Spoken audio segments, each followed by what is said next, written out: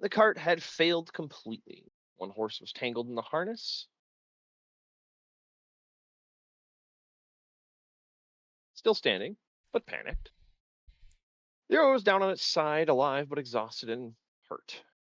Managed to calm and free them, and decided to see where they would go. Um, they went to the side of the road and started eating grass. And then eventually, you searched the remains of the carriage and found a note beneath the driver's seat that said, "Don't come before high moon. Use the old quarry road. No lantern, no names, one flower only." He followed that lead north, eventually reaching a road split marked with old traveler signs. One mark suggested food and safety, another warned of danger. You chose the dangerous road first and found an old Redcourt bridge post manned by tired old guards, more interested in collecting pay than offering answers. For that, you doubled back and took the safer road, reaching the little village of Reedhaven. In Reedhaven, you asked around and discovered the old quarry road wasn't a name, but a location. There used to be a quarry and a road led to it. Information was given to you by a man that everybody called Old Perrin, and he was a general storekeeper.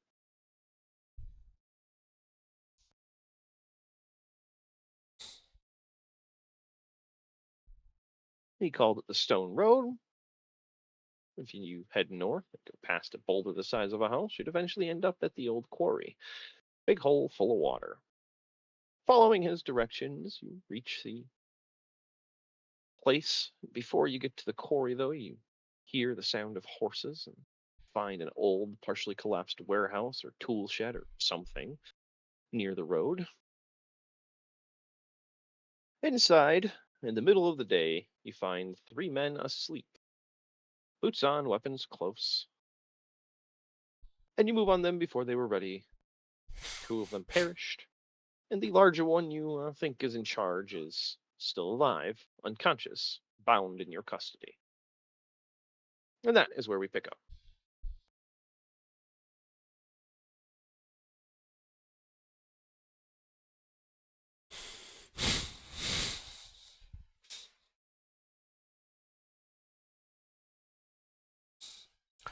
All right.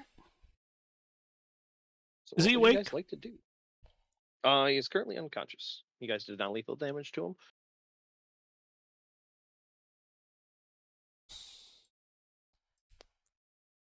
Anyone got like lay on hands or healing word? We can just slap him awake. Yes. I believe our cleric. I All right. slap him awake. Well, hold. Right before you do that, let me cast Detect Thoughts. Then I'll give you the nod to do it. That way he doesn't know I cast it.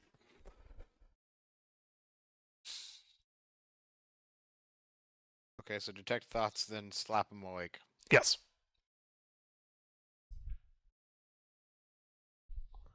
We give him the medical slappy slap. All right. He wakes up.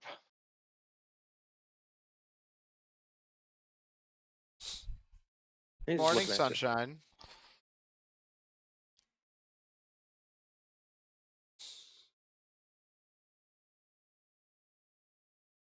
So I just look at him. Do you know who I am? Nope. Do you happen to remember who you are? He spits. With Detect Thoughts, I can just see his like surface thoughts that he think of his name. Tim. Well, Tim, I'm going to take that as a yes.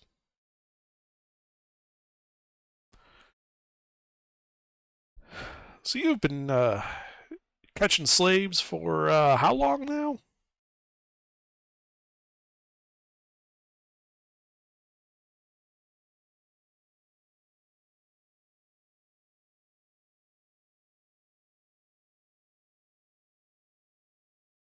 Sorry, one second. Somebody's bugging me. Catching slaves for how long? It's just long enough. Yes, I think I happen to agree with you. It has been long enough. So who do you hand the slaves off to after you capture them?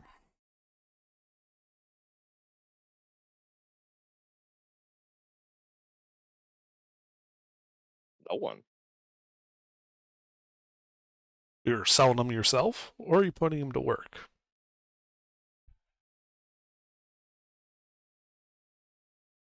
Leave them. The next pipe takes them. So with detect thoughts running, like did he think of names or figures, anything like that? He thought of an alley. Like you don't even recognize it or anything like that. It's an alley.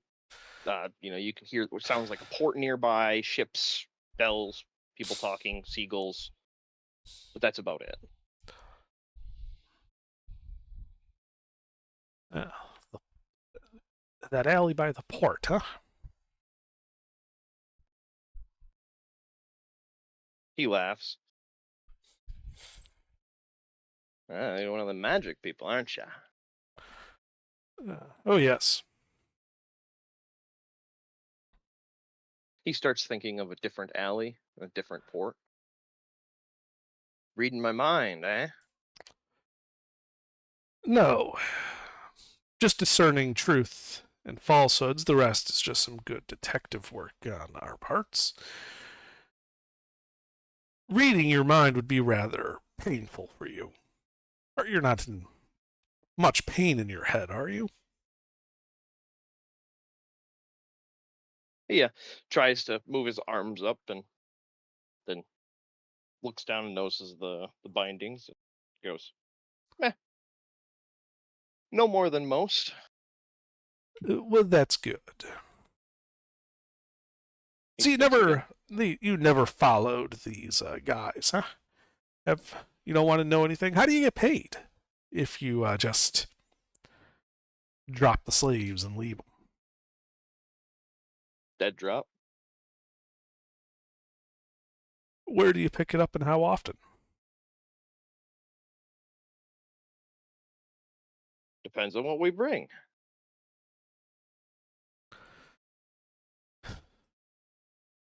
They change the dead drop on you?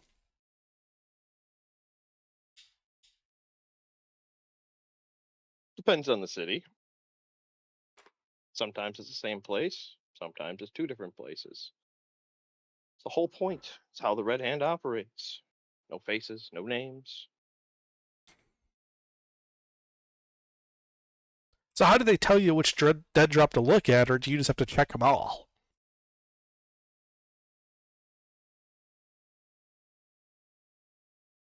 Depends on what we bring and how much. Aha, so based on how much money, that depends on which dead drop you go to. Is that about the right of More it? or less. I hate this guy. How did you get into this? I assume you didn't just like leave a slave somewhere and happen to stumble across some money accidentally.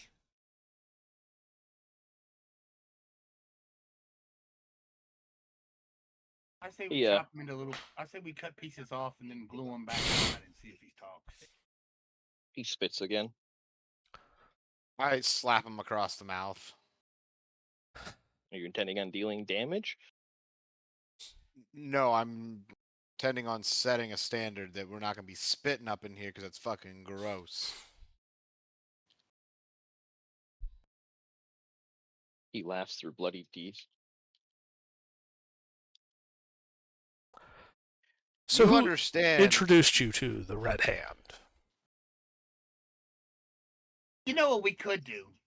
We could just kill him, raise his corpse, because the corpse will have to tell us the truth.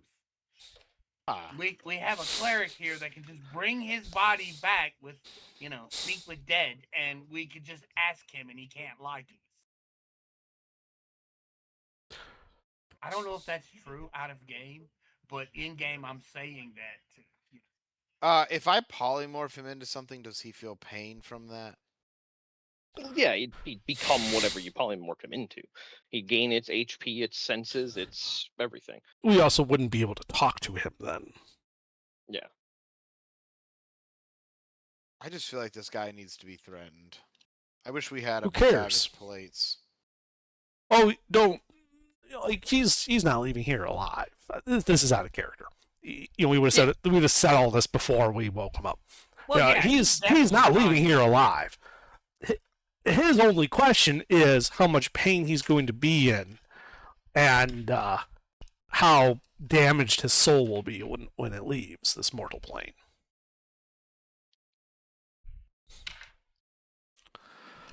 So, turning back to our new best friend. So, how did you get involved with the Red Hand? He just spits again. Nah. I smack him in the mouth again. I wonder how their recruitment process is. I mean, if this is the best they got, I mean, this is a sorry bunch of assassins. Yeah, I mean, taking over this whole area is going to be easy if this is the caliber of people we're dealing with. I mean, yeah, this is just like subpar. I mean, look at this guy. He's acting tough, and we already know everything. He didn't even have to say nothing. Are you guys saying all this in character so he can see? Yes. Yes. Here? Yes. He we are starts talking- laughing, like belly laughing, when you start, this Is it whole when he's threatening laughing? chain. When he's laughing, does he have his mouth open when he's laughing? Yeah, but what's he Yeah, thinking about when he's I laughing? spit in his mouth. Your detect thoughts would have run out by now. I spit in his mouth while he's laughing. It's only a minute. I know. I'm just gonna Well, pause and look at him. I'm going to look say, at him and say, well, I guess I'll just have to rip the answers from your soul. And I just look into his eyes and cast Detect Thoughts. And I'm not going for surface thoughts. He'll have to make a wisdom save as I delve deep. Oh, which guy is this? Oh, this is that guy. Ah. Oh, Well, that's unfortunate for him. I got more spell slots. I just do it again. He's tied up. He can't do shit. Well, he's tied up and has, 2 HP? Fortunately, that isn't as good. So I'm looking for something that looms large in its mind. Thinking about, his boss is in the Red Hand, like the structure of how this all is put together, how he got into it, that type of thing. All right. Well, the quick and dirty rundown, he got recruited off of a ship. He used to be a sailor. The ship is the Yellow Feather, though that doesn't tell you much because just off the top of your head, you can remember seeing 3 or 4 different Yellow Feathers. It's a pretty common ship name, probably why pirates might use it. And from what you can tell, it seems to be some sort of cell structure with a pipeline design. So they're brought people from all over this particular area. They come in slowly over the course of months, and they keep them here. Then they load them all up into the carriage with them unconscious, the wagon they have,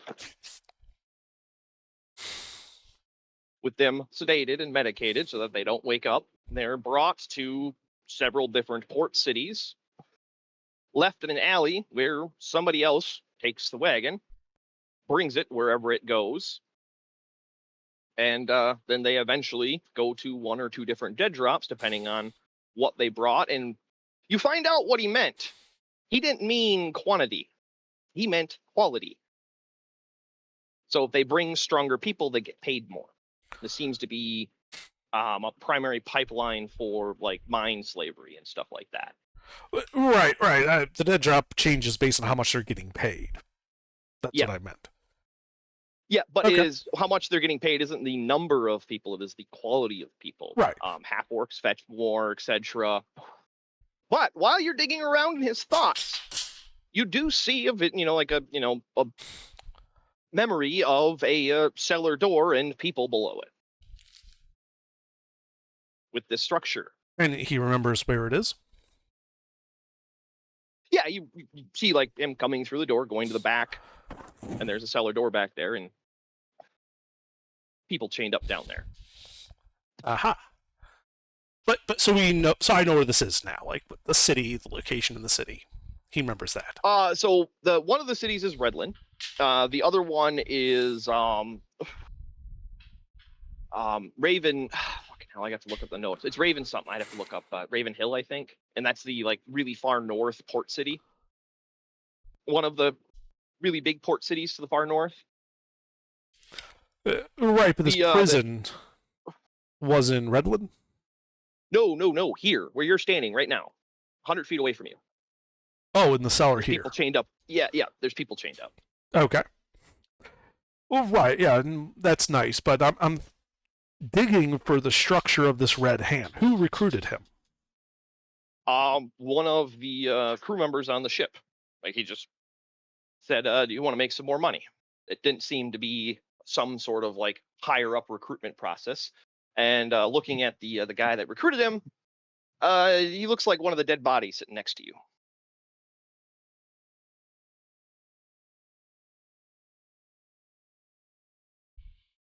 Doesn't make sense. Yeah, sure it does. We killed the cell leader by accident. This is just some nobody. Yeah, but what would explain his false bravado? Idiocy. Incompetence. I mean, if he knew that he was just a guy that was pitched off the street, I mean, when guys talk about cutting him up and bringing him back and... Okay, you guys have all of the appearance of he's not going to live through this encounter. So he doesn't have any intention of telling you anything. That's where that came from. He has no reason to share information with you because he's not going to survive the encounter. Several ways he could die. I mean, we could go slow. If he tells He's us, accepted death. He's accepted death, yes. He doesn't care. He knows he's dead, so telling you anything doesn't really help him. You're not promising him a life. That's where the bravado came from. All right. Alar, is there anything else you're digging for?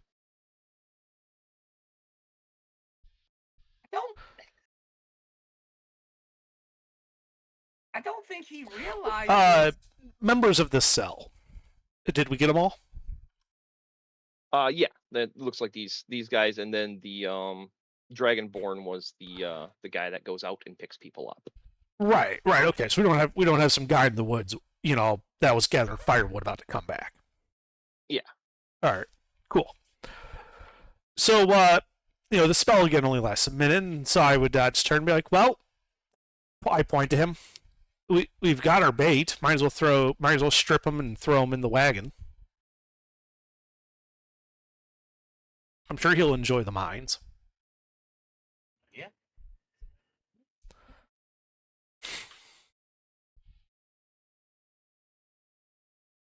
We get to strip his clothes off of him. Actually, no, I cut his clothes off of him. All right. Yeah, and get him down to $1. Then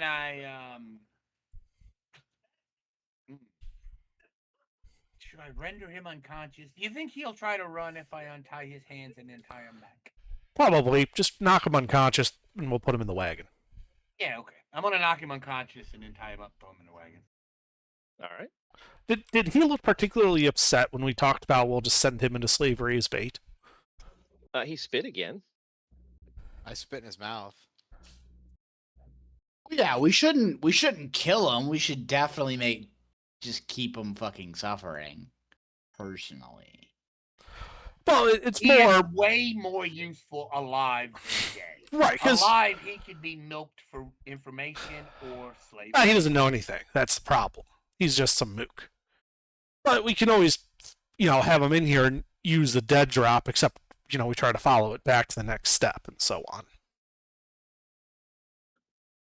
Well, his people don't know he's been captured, so Right. That's what I mean. we could, yeah. Okay. And since they were handling everything as isolated cells, they have no idea who this is.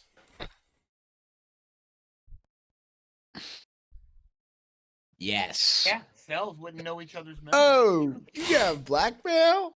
Blackmail? No, bait. We drop him at the dead drop where they were dropping off the slaves. When the slavers of the next rung up come to collect him, we follow those guys back. And in this way, we can start walking up the cell structure. I like it. I mean, it's much better than just having Connie be the bait again. Connie does like being bait. Little whore. Yeah. Right, but you see, if we screw it up, we're only losing a bad guy, and we don't really care if he accidentally ends up enslaved somewhere. Wow, you care? We about kind of me? care about you. Oh, Really stretching out on a limb there.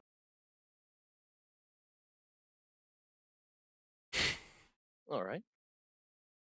But do any... the guy's unconscious, right? Yeah.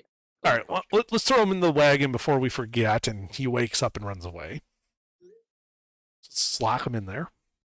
We should also search the wagon to make sure there's no hidden, secret compartments that have a key to get out in case of this eventuality. Yep, I agree. Make sure we tie him to the wagon, not just tied up in the wagon. Well, I'm not about the so- wagon that has the big cage on it. Oh, we're gonna stick him in that. Oh yeah, we'll use their wagon. Yeah. Yeah. I got you now. We're gonna use their wagon as we're gonna be the next. Should we? Were they all dressed the same? Should we don their robes or no? Nah, they don't know who they are. Very true. They drop the thing off in a lesser used alley near the port, and apparently somebody else picks it up. Mm-hmm.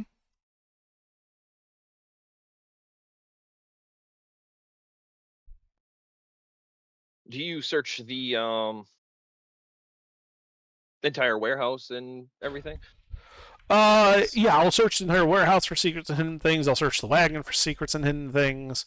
Also, do any of you actually know Speak with Dead? I don't.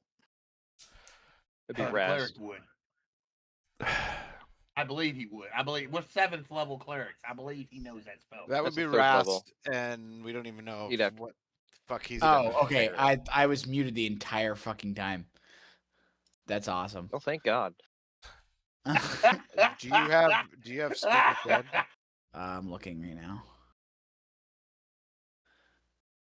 You're a cleric? I'm a cleric paladin.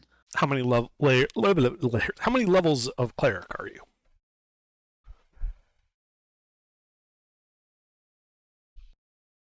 Five levels of forge domain cleric. Then you should have a 3rd level spell slot, which means you should be able to prepare Speak with Dead, which is a 3rd level spell. Let me look at my spells. I might actually have it already, so just making sure. Yeah. I do have One- that. Yeah, it was one I kept. Okay. Yeah, I do have that. Neat. Hey, what do you want me to do with it? Well, after we search the place, because the guy's unconscious, so I want to search it before he wakes up in case there's any surprises. And then the guy that recruited him, who's probably the cell leader, is that guy. And we get 5 questions if you cast Speak with Dead on him. Okay. Well, you just tell me when. I can also remove curses. Oh. That's also We don't good. need that. Yeah, we don't need That's- that. We don't need that anymore. Samuel needed that a while back, but that's a solved problem. Yeah, we've already. Yeah. All right. Well, go ahead and give me your investigation. Cleric. That's not a good mix. Paladin cleric. It's not a. I mean, it is, but What do you mean? you All need- right. Paladin You need cleric. 4. You need 4 attributes. Good. Because you need Oh. 3 for a cleric. Yeah. I mean, 3 for a paladin and 1 for a cleric, and they're all opposite. You need strength, con, wisdom, and charisma. Yeah. And so, yeah, it's I'll harder to figure make. it out. It's harder to make multi. Yeah, it's an Okay. expensive build, but Yeah, it's It expensive. is, I it's figured it very out. I've expensive. got Very got a expensive. pretty solid set. Sitting here with the 20 AC, I'm doing pretty good. All right. Well, you don't find anything new with the cage wagon. So, on the men, you find a total of 37 gold pieces. Mixed currency. We'll just call it gold pieces to save some time. But there's silver, there's copper, but you guys only deal in bulk, so we'll call it 37 even. That's smart.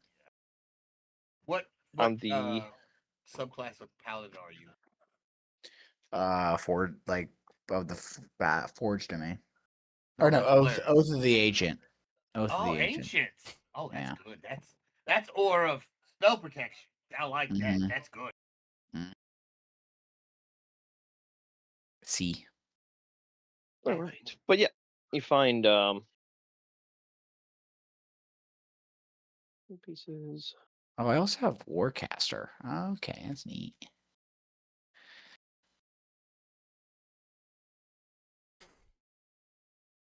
Shield, Shelter of the Faithful.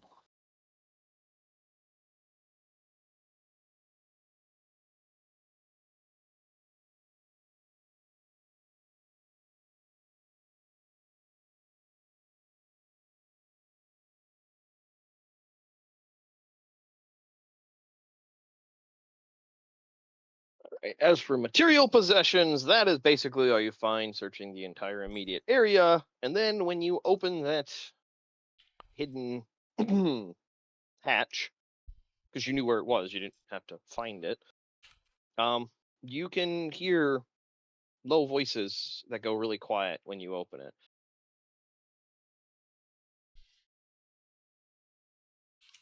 You can't see immediately inside, but you can see it goes down about 10 feet, like a ladder.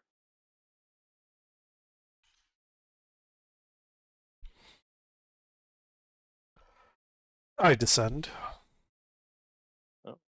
You see a dozen individuals. A human woman, a halfling man, a half-elf woman, dwarven man, two human girls that are really close together, a green dragonborn, gnome, another human, tiefling woman, and No. two half-orcs. Be calm. You're all safe now.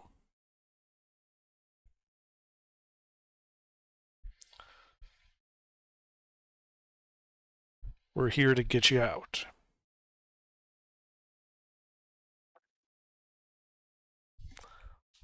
Congratulations. You are being rescued.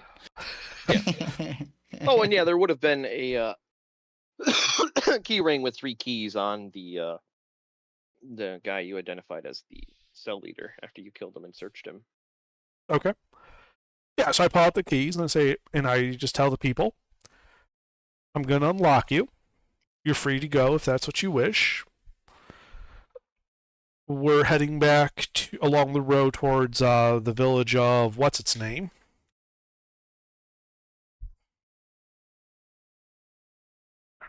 I've never heard of that village. Riverhaven. What's his name? Riverhaven. And I'm sure they'll be able to help. Reedhaven. And I'm sure the folks there would be happy to help you. Beyond that, we'll have to go our own way. And then I begin unlocking people. Unless they look like they're deranged and are going to begin attacking me. In which case, No, I'm going to kill them. They look weak, tired, malnourished. Yeah, they're probably not in a fighting spirit. You never know. True. So yeah, I just begin unlocking them. Yeah.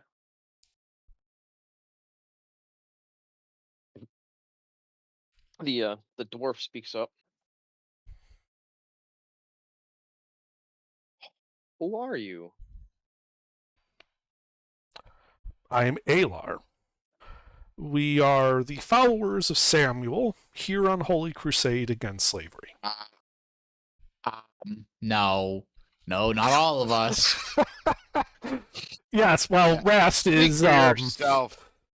Speak for your Well, fucking self. he's having this conversation down in the cellar with them God. as they're getting unlocked. You're not there, Rast. Oh yeah, I'm up top. Okay. There's not enough room for everybody. I just like feel it. I just feel it in the back of my mind. I just start screaming down the stairs. No, the fuck I'm not. this the subtle blasphemy just tickles you. But yeah, they're mostly locked in pairs to rings in the floor. So same key seemed to work on all the locks. Or key security.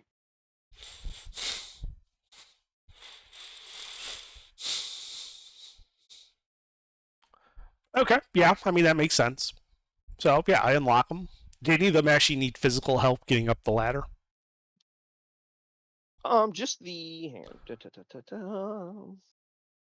the half elf woman. She's a little more feebly and limpy. You want me to fly down there and grab her? If you wouldn't mind, I would Yeah. just call up, be like, "Hey, can someone stronger than me come down here and help this woman up?" Yeah, and I'll go on down, grab her, pick her up, straight up to the top. Well, it's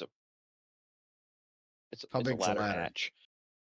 It's just as big as a person. You're not flying. Okay, tuck my fucking head and go through it. I'm kidding.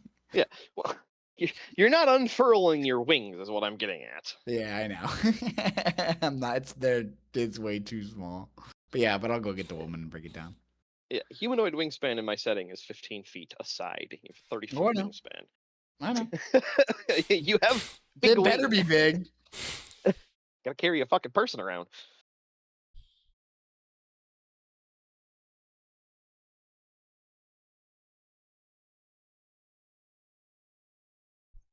But yeah, you get everybody up, and kind of communicate the situation.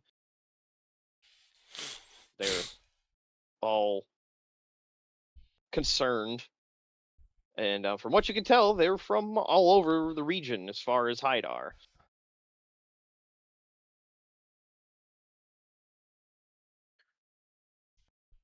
So what? They were slaves? Well, soon to be. They were kidnappees. I kidnapped. They were abducted from different places throughout the world. Women were sex slaves. Men were farmer slaves. Okay. No, got it. no, mostly mines. That's the primary end point of slavery in the setting. Oh. Nice. It is one of the rots under the floorboard in the setting. Mm. Nobody really cares where the metal comes from. I see. Right. Nobody cares where the women come from. Well, I mean, we have extra space in the wagon, so Connie I volunteered. yeah, I do tell them, you're free to go your own way if you wish. Otherwise, you can get up in the wagon, and we're heading back to the village of Reed Whatsits, and then from thence on to the city of Redland. You're welcome to come with us. They look at the cage wagon. No, the open wagon. The cage wagon is for dealing with criminals.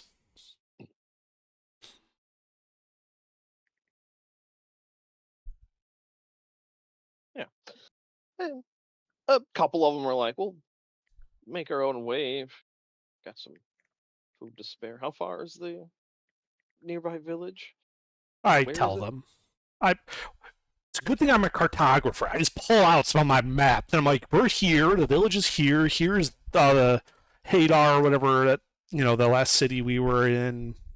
Here's that weird city that had like the big, everyone was happy and dancing in the street thing. Here's Redland. That'll rest. Dancing Queen. Yeah, the one that had like that big stage play in the middle of the day. Oh, Jade Fork. The one that Yeah. everybody was happy under the curse of the devil. I thought you were talking about. I'm like, that's really No, far no, away. no. Jade Fork. Yeah, Jade Fork and stuff. So I start pointing out landmarks and telling them about how far it is on the map. We have tons of food, so I have no problem giving them enough to reach wherever they want to go, and then some.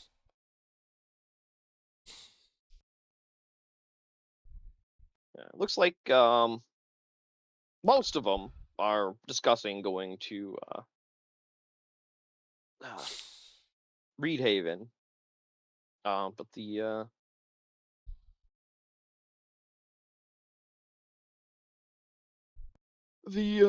sorry, the half elf woman says that she wouldn't make it back to Hydar on her own.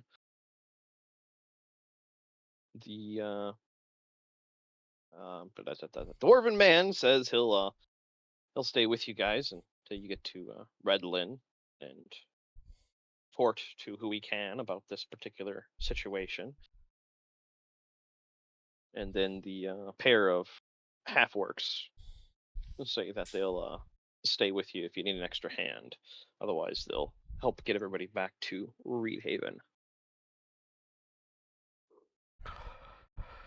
Everybody else is pretty quiet. Yeah, when the orcs offer their help, I would point to the half-elven woman and be like, just to ensure she can get there, I'm sure she can find her, someone that's going to go to Hydar and get her there. I thought she was going Right. with us.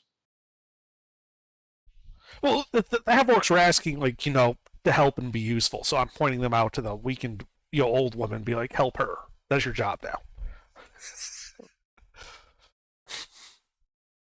I'll buy a couple of horses and... Do they have horses there? I do not recall. We, You didn't see any in Riverhaven, but there's plenty in Jade Fork because Jade Fork is a commerce town. Yeah, I would say Reed Haven, don't know. Jade Fork, definitely. Yeah. Well, if we can get there, we should be fine. Very good.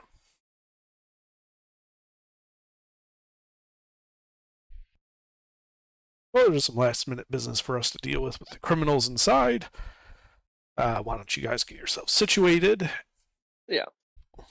After doing the math and the tally, the half-elf woman speaks up and says, "Well, to get back to Jade Fork, we'd need about 120 rations."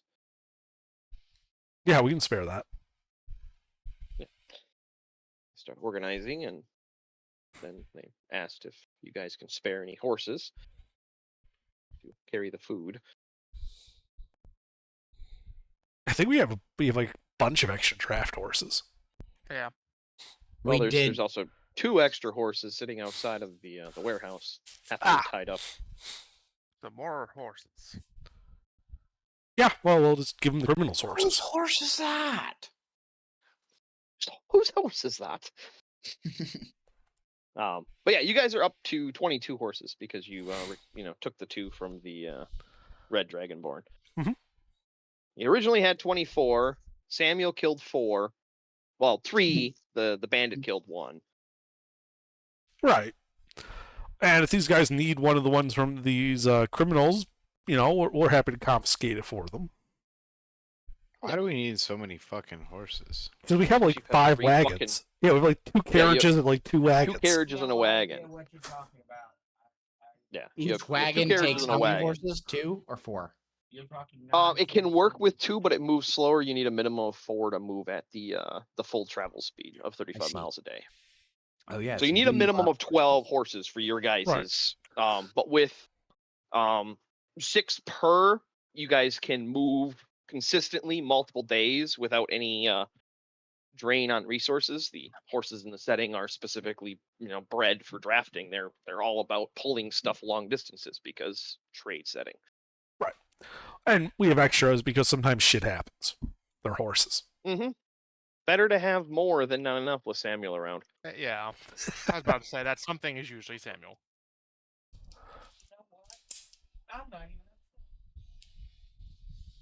He's not here to defend himself. Darn. I'm not even upset about it. Y'all can just say. I'm not even- It doesn't bother I ain't even mad. me. Because Samuel knows he will sit on the throne and you will all serve me. So it's okay. It's okay.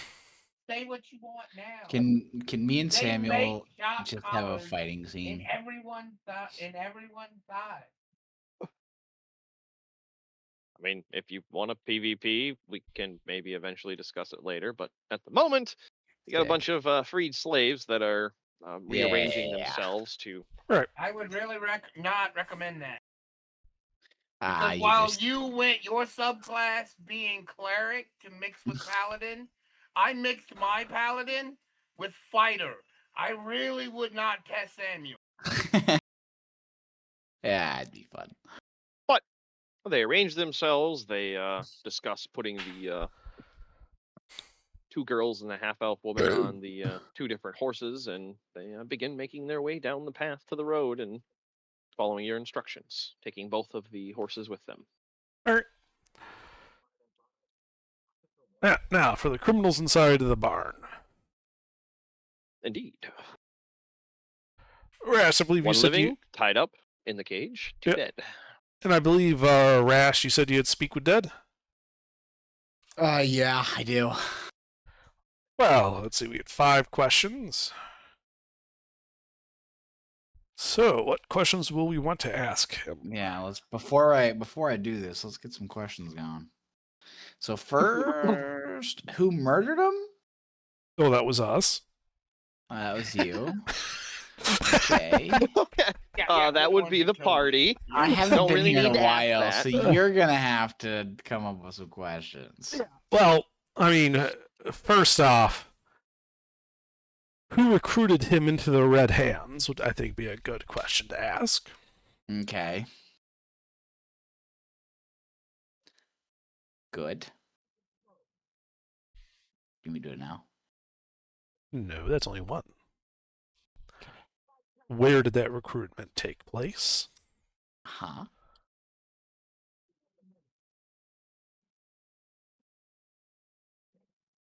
How long ago did that happen?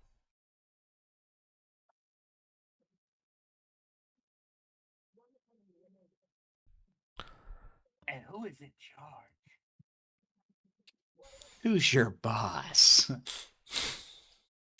I thought there were yes or no answers. Is that not true? All right. Nope. As long as it has a face, it can speak. You can ask corpse 5 questions, knows only what it knew in life. Answers are usually brief, cryptic, or repetitive, and the corpse is under no compulsion to offer a truthful answer if you are hostile to it or recognizes you as an enemy. This spell Damn. doesn't return the creature's soul to its body, only its animating spirit. Thus, the corpse can't learn new information, doesn't comprehend anything that is happening since it died, and can't speculate about future events. But it can still hate you. Yes, we- except that I happen to have the scroll of disguise self. Oh. Oh, that'll work. I can also turn him into. I can also do animate undead, and we can just take him with us. Yeah, but then he can't speak. It Yeah. just becomes a Right. Mm-hmm. So I'm thinking Ask for the him 4th where, question to when. ask him where did he stash his loot? Sounds like a good question. Yeah, but did he have loot, or was he part of a team? So his team would have loot. Right, but presumably once it's doled out, they would hide it away so it's not stolen by, because criminals. So he probably only knows for sure his. We only get 5 questions. Okay. The 5th question I'm thinking is, where is the closest safe haven he has to location from where he got recruited? Such as a safe house or the like. Right. Okay. We're gonna pretend Ross remembers all 5 of those questions. Yep. And I'm I gonna have written down. Yeah, and I'm going to cast Disguise Self on myself Okay. Once this guy's self. to look like the guy in the cage, and we're going to get the guy in the cage out of here. All right. Now, I wasn't there when you murdered the guy, or was it you guys? I think. We basically charged in and just shot them all, Oh, Mando okay. style. And I I didn't even go into the barn at any point. Oh, okay. So I wasn't even. The guy didn't even see me. Yeah, we were probably like just getting out of our nice carriage when the fight was over. So he doesn't know. So do you really have to disguise self? I'm going to just because I have the scroll, and why not? Okay, I never use a spell otherwise. that's true. Yeah, it's a rogue spell. Yeah. Or a bard spell. All right. Once his disguise self is done, I will cast. And we get the guy out of here so that the corpse doesn't recognize that there's two of us. I don't know how smart that he'll be. No, yeah. that wouldn't be it. He's prone in a Gotcha. carriage like 25 feet away. So Okay. it's he's Never prone mind in a then. wagon 25 feet away. You don't have to worry about moving him or anything like that. Okay. So then I will cast Speak with Dead on the guy in the carriage.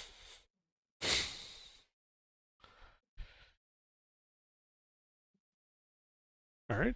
Does the corpse wake up? Yes. All right. So I look at him and I just ask, who recruited you into the Red Hands?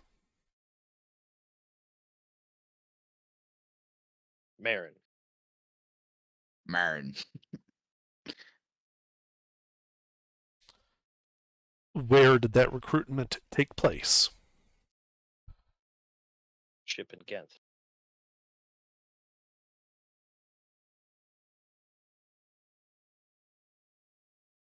How long Oh my ago God. was that? Last year.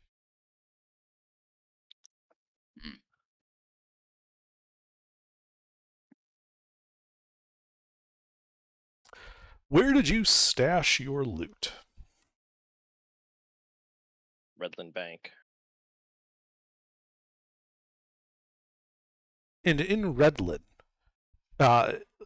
give me the location of. All right, it's not a question. In Redland, what are your safe havens? No safe houses. Well, that's 5.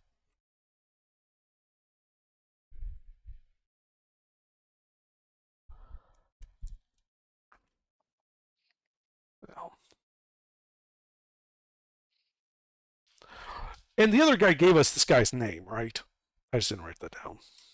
From when I was searching through his mind. Yeah. When you were digging in his head, this would have been Caesar. Does Caesar no last name? It's pronounced Kaisar. No, it's not. Wait. So the guy put his stash in a bank. So Apparently they don't have strong think AML modern stuff. banking. Don't think modern banking for this world's It's the banking. Medici. They don't give a shit. Yeah, it's literally you walk in with coin, you get a note saying this is your bank, this is your money, this is the amount you gave them, and that's certified through a special type of magical ink. okay. So it's really hard to forge those banknotes. Did he have any That of those ink banknotes on him when we searched them? No. Okay.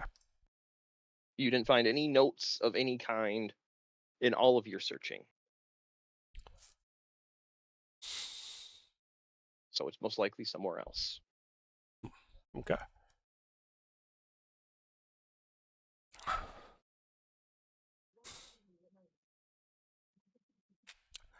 Right. Well, let's wheel the wagon with the living prisoner out.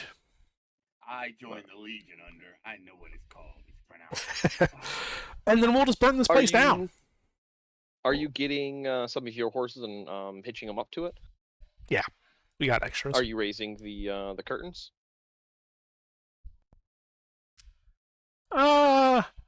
Currently, it's just an open bar like you'd put a circus animal in. Oh, It does have panels for covering it. right. No, we'll leave it open for now. Yeah. We'll It does have like wooden sidewalls about 1.5 feet tall all the way around the bottom, and then his cage above that. Uh-huh. No, we'll let the abductees see what has happened to their captor. Oh, they're gone. Oh, all of them? Okay. Yeah. So I thought you said the dwarf was saying he was going to hang around. After the discussion of the horses and the ration and stuff like that, he seemed motivated to go with them. Ah, okay. And Cool, then so they also all the left. mention of also the mention of Reed Haven. He seemed familiar with that name in Jade Fork. Ah, all right. Well, then in that case, I would cover it up. Yeah. Okay. Yeah. You raise all the curtains, so the panels are all covered. It And does then include top panels too, so it is fully enclosed with cloth that overlaps, so you can't see anywhere inside the back. nice. And then we raise the barn. Well, you'll need some Amish people and some jack stands. Wrong type of Yeah. raise. Yeah, There's no I in this raise. You're using the Alaric version. Yes, Alaric, if you would. Oh, certainly. Fireball. Oof. It catches very easily, and the blaze is ablaze.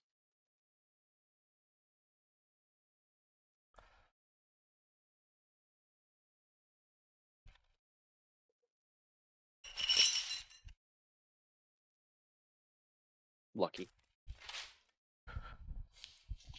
And yeah, you're watching this place burn. Now we're Blades are free. Now we're leaving. All right. To Redland. Yeah. Redland's a port city, right? So Redland is a inland port city on a massive freshwater lake. There is a about a mile wide river that's 1,000 or so feet or 1,000 or so miles long that connects to the ocean. So it is by technicality a port city. You can get to it with a deep body ship because the river is large enough and you can sail down the river. Mm-hmm. When I was in that guy's memory of that alleyway, Yeah, you know where it is. I know it is in Redland. Yes. Okay. Well, one of them. We only need one. Yeah.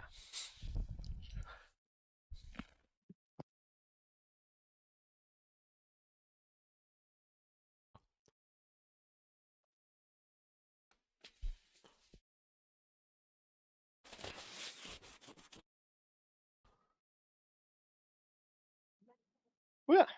So, do you guys go back to Jade Fork and get on the Copper Road, or do you Which is go the fastest way to across- Redland? Horse piece. You can go cross country, but it's more zigzaggy. But you wouldn't be on the Copper Road.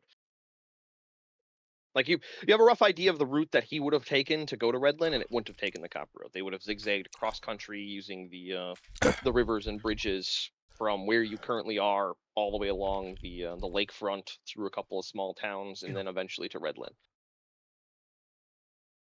Right, but is that faster? It'd be a horse apiece. Like going back to Jade Fork would cost you about the same amount of time as going cross country. They're equal terms of distance and time. Well, time because you can travel faster on the Copper Road. So Right, I'm they would asking take about the same time. amount of time. Okay. It would take the same amount of time. Like going cross country will cost us a horse? No. It would just be, you're zigzagging cross country. You're not on an open road.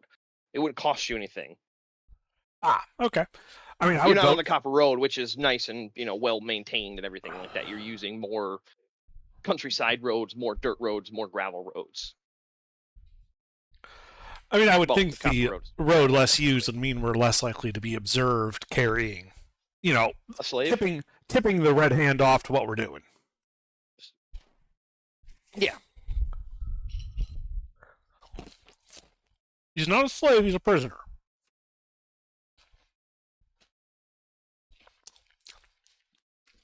I mean, yeah.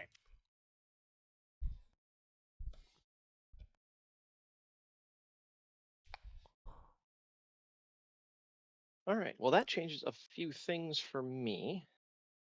So 1 second. I mean, he only becomes a slave if we screw up and they get away.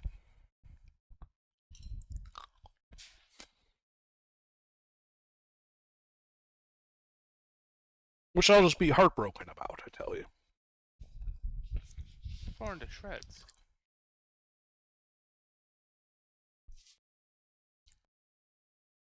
If I could go on. Break me.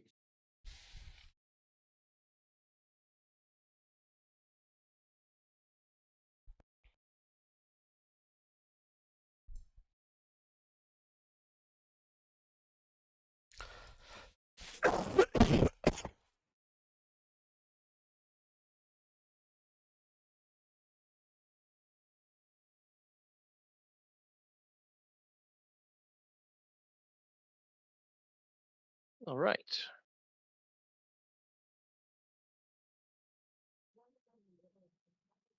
Oh, hang on. I gotta dig out my map and do some calculations of the actual number of days. It'll be about a week back to Jade Fork, give or take a couple of days.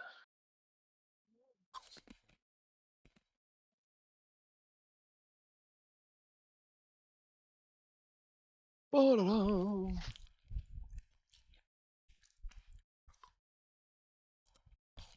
You guys are here. And you are going.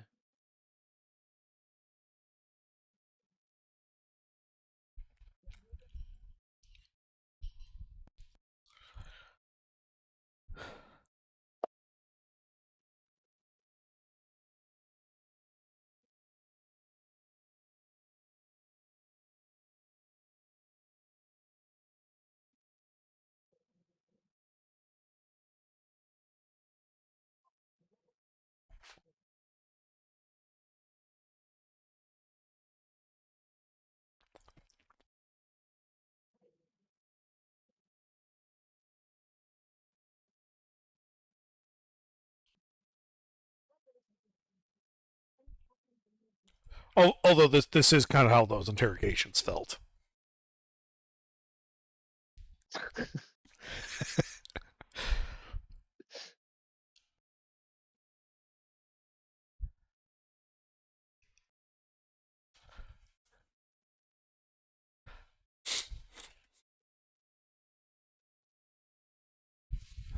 All right.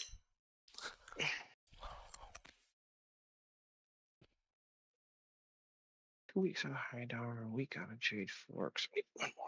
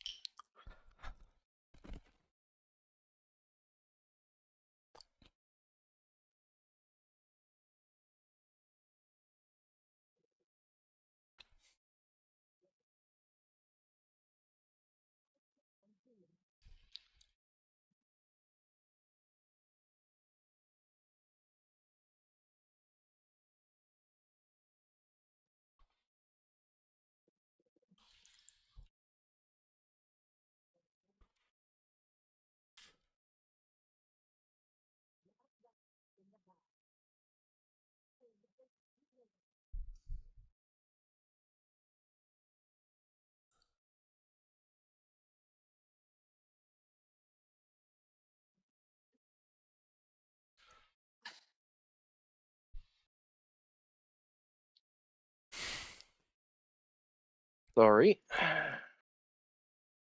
Populating a part of the map that I didn't have populated.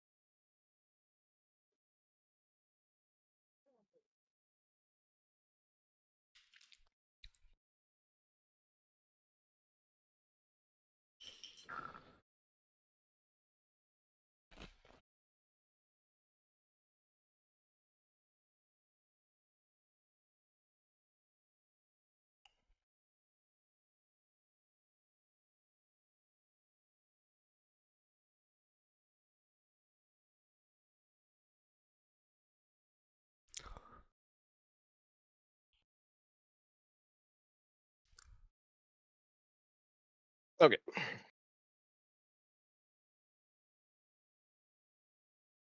Just so you guys can see, those two lines are about the same amount of travel time. I just drew a straight line from Red Dot where you guys are to, Diamond by Lake where Redland is. That is not a straight line. That would be very zigzaggy and stuff like that. So if that changes your opinion of travel, Not but really. they are equidistant. So I in mean, as terms long as of it's the number same of days. actual Yeah. time, number of days. Yeah. So each one of the little lines is roughly a week. But for the interest of that big line is 4 weeks, so you have roughly 9 weeks of travel either way you go. Because the one is not straight, it's zigzaggy. Well, It's river marshy country. I would vote for the overland path. The road less traveled. Yeah. They're both overland. Well, Rivers. Man, I'm good with that.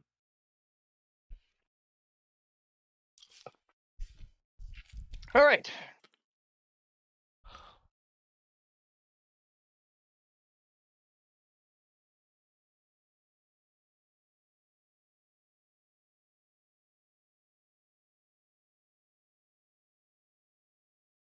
Well, you get on the road, start heading south. I'm sorry, north. Blah. And you come off to the first junction, and you're going off of your cartography skill and your excavator's, of his head. And so you take the obvious western route because, well, you didn't need his instructions for that. Mhm.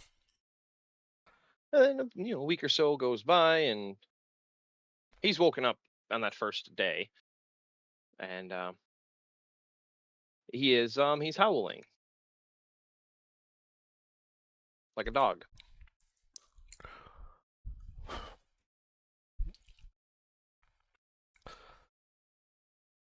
is he a dog? Did he transform or something?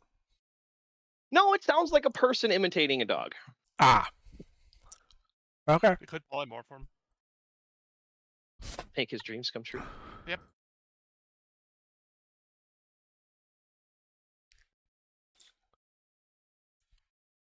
Well, if he wants to be a dog, that's fine. We can feed him kibble instead of rations.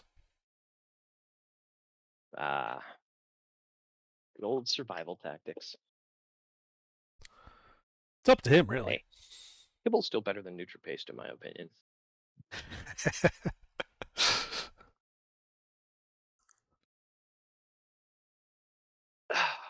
But go to sleep. Do you set a watch? Yes. All right. Yeah, so this is the first day. I realized he would have woken up and started doing his thing when that first day. So just a chat order, or are we opting somebody out, or are we setting a specific chat order? Well, my passive's only 10. Anyone have lower?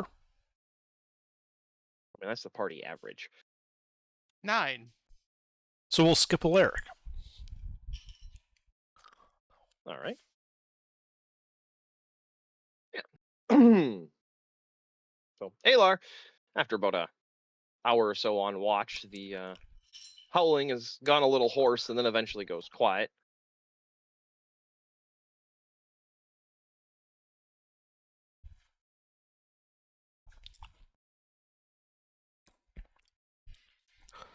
Connie, your watch passes without interest. Rast, your watch passes without interest. Samuel,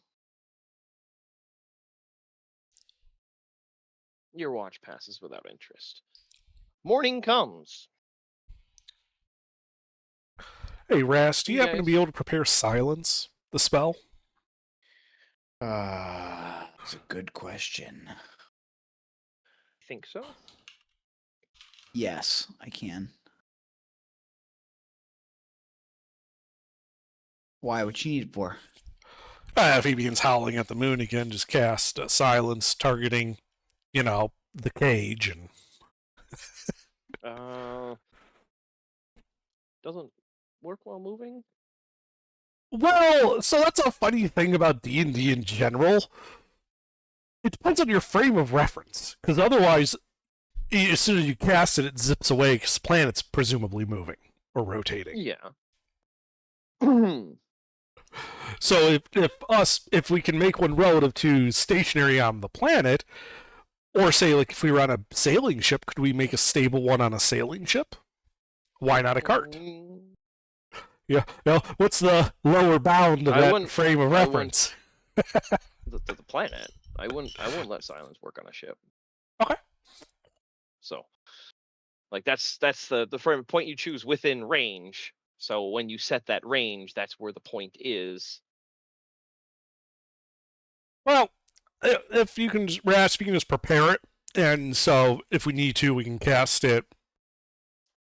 If we have to like interact with somebody and don't want them talking, Yeah, I will prepare it. thanks, because I don't happen to know that spell. Yet. It's not on the wizard list.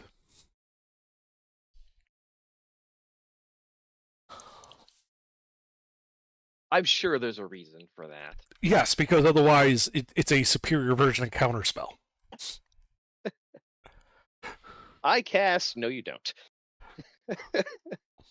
No, the fuck you don't. Shut Well, up. it's very much like the vast majority of spells have vocal components, and it prevents you from casting vocal components within it. Like, looking through the list of known spells I have, let's see, Oh, I know. There's very few that don't 3. have that little V.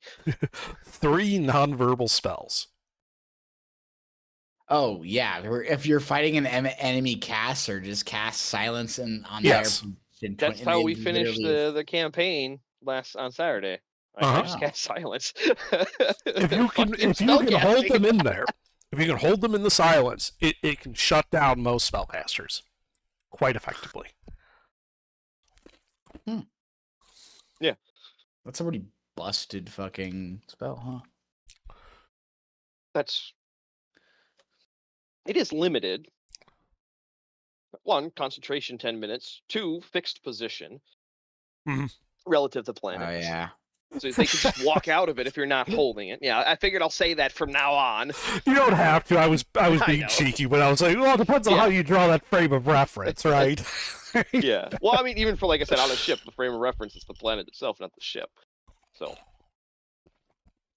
But, yeah, so, like, even if you cast silence on a ship while it's parked on, a pier or, it's docked, it's going up and down, so that silence ball is moving around with the waves.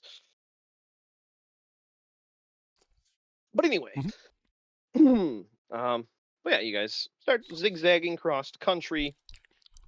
There's a couple of wooden bridges.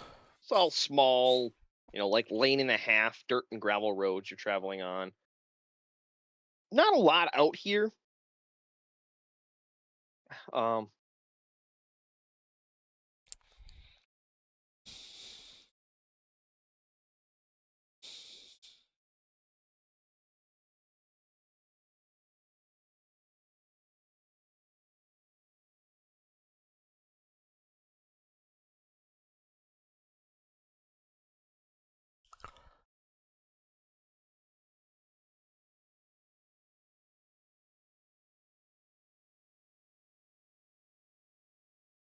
But oh, he has started singing sea shanties. That is what he has decided to do with himself. Well, this is going to be a rough trip for him because I believe a person can survive 3 days without water and 3 weeks without food. So, So, after the first couple of days, he goes quiet. when he's quiet, we feed and water him on a like nice schedule, like Yes. once a day. So we're trying to Pavlov him. Got it. Yes.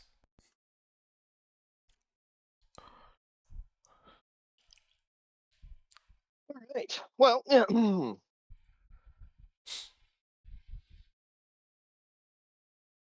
Yeah, you basically force feed him because he resists. Oh, no, I don't force feed him. I mean, I prefer him alive, but I don't particularly care.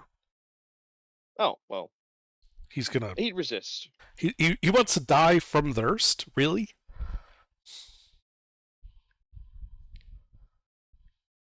Do you ask him that? When he refuses, if he refuses water, yes, I'd ask him that. I'm dead anyway. It's a terrible way to go. Plus, with water sitting in front of you, I don't think you have the mental fortitude to do that, son. It is hell to starve to death. Trust me.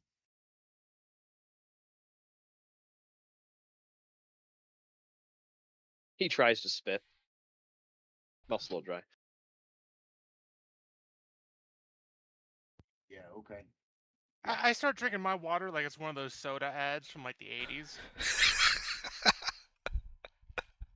Like, that's a mighty fine H2O.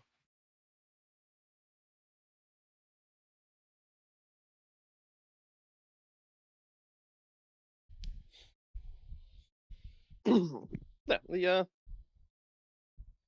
first day is quiet. After, thirst sets in. Mhm. No more singing. And we reward that by giving him food and water. If he refuses to take it, that's on him. We can raise him from the dead. Oh, cool. We'll just keep bringing him back and letting him self-torture. It's great. We can also just have him walk dead with us.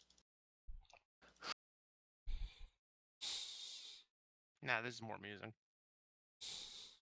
Well, we don't even need to. If he dies, we'll just raise him before we get to the city. I have a revivify. Rash, you have raised dead, right?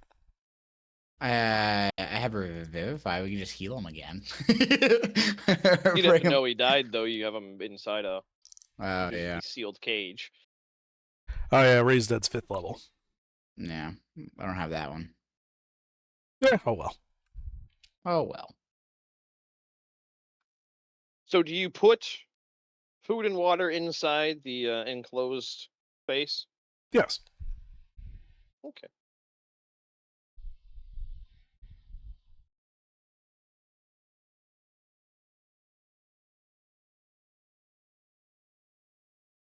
Well, the first day you hear some commotion, and it looks like he knocked it over and tried to kick the food out the back. Okay. Okay. Second day, he drinks the water. Yeah. But he still doesn't take the food and tries to kick it out the back. Well, he can survive for about 2 weeks off food, so it's okay. But as long as he's quiet, we'll keep feeding him. Mm-hmm. But this goes on for a couple weeks. And he's kept pretty quiet. He's still alive. He's drinking the water. He's drinking the water. He has eaten some of the rations. He doesn't eat all of them. He's trying to make himself worse as a slave so we get paid less. Mm. But Spiteful, I After approve. 2 weeks of zigzagging, you come up to what you know is the first town. Still a little ford crossing, bridge town kind of. And it's Pike Ford.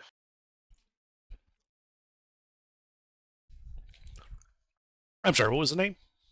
Pike Ford. Fish in a truck. Alright. But yeah, smoke rising from chimneys, people milling about. Do you continue to the town, or do you Oh, let's deviate not down the river and find a new place to cross? let's not cross at the point where he's going to start yelling about how we're taking him as a slave. And then we'll have to explain everything, and they're going to want to summon the guard, and it's going to be a whole thing. Let's just avoid the town. All right. Yeah, you start making your way down the. Once we're out of frontage sight, road. is there woods nearby? Yeah. It's think like trying to think what. like Mississippi Basin. Okay. How Yeah, far so across is the river? How wide is This it? one in particular is like 100 feet. Does it look fordable? It looks shallow, yeah. Like you can see rocks poking out in spots, so it's just wide and slow, sort of. Well, let's cock the wagons and ford the river. All right. Yeah, you make your way down the frontage road, so to speak. How far do you go? Like, how far away from the town before you start crossing the river? Out of sight.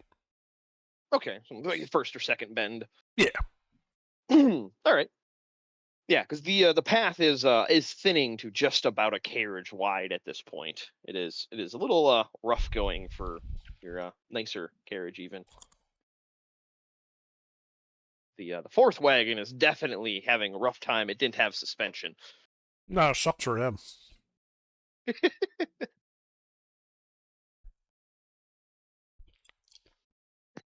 But yeah. Then you turn the horses and start going in the water. It looks like it's about shoulder height for the horses. Oh, that's pretty fucking deep. 6-7 feet, yeah. Like they're not swimming, but they're damn close to it. Right, right.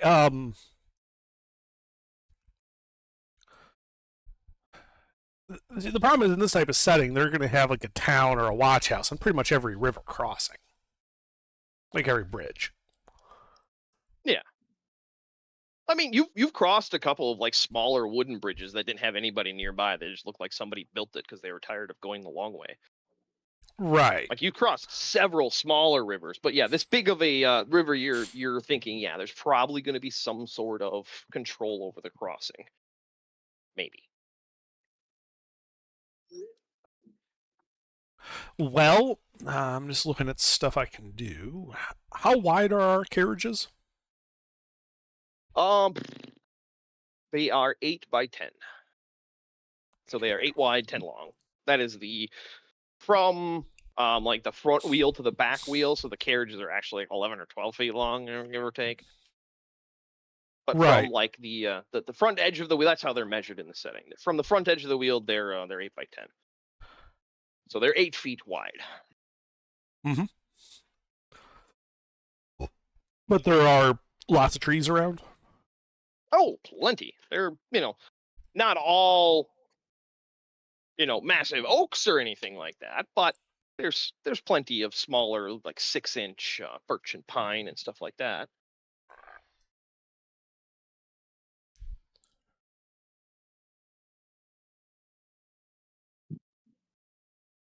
All right, I'm gonna take my headset off to go run in the rain real quick.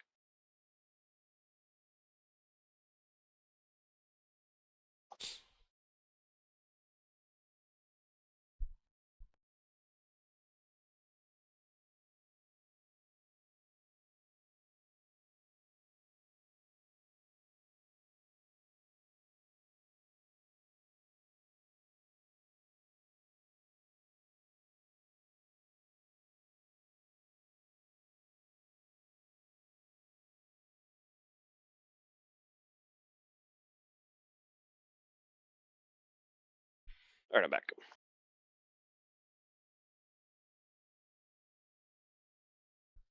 So, what would you guys like to do? Continue down the river? So, fabricate. Mhm. You can, as long as you have sufficient raw materials within a range, 120 feet, you can fabricate a large or smaller object contained within a 10-foot cube or 8 connected 5-foot cubes. 8 connected 5-foot cubes sounds like you're doing a 5-foot build your own wide, ferry. 5-foot wide, 80-foot long pontoon Ferry. bridge. Yeah. Yeah. Then we just got to do the last 20 feet. But the point is, the center of the river is going to be the deepest, right? So it shouldn't be that Yeah, bad. so at the you're last basically 20 looking feet. to the shallow draft a bridge. Right.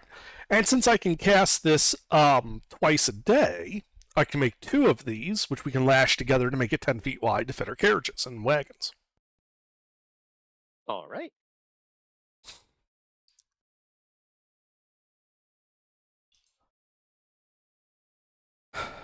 which is what we will do. Or you can just, if you want, just cast it, embed it into the shallow bank on both sides, and then you're only crossing 2 or 3 feet of water. That works. Yeah, then we don't have any jiggery pokery. Yeah, you just make a underwater bridge. Basically, yes. Yeah, because the 10 feet or so is the banks are shallow here. They're not immediate drop off to 5 feet deep. Right. Right. The point is to avoid Yeah. the middle where it's like, going to be pouring into our nice carriages and stuff. Yeah, you do that. You make your bridge, and horses are hesitant at first, but they eventually get going and cross it and don't have any issues.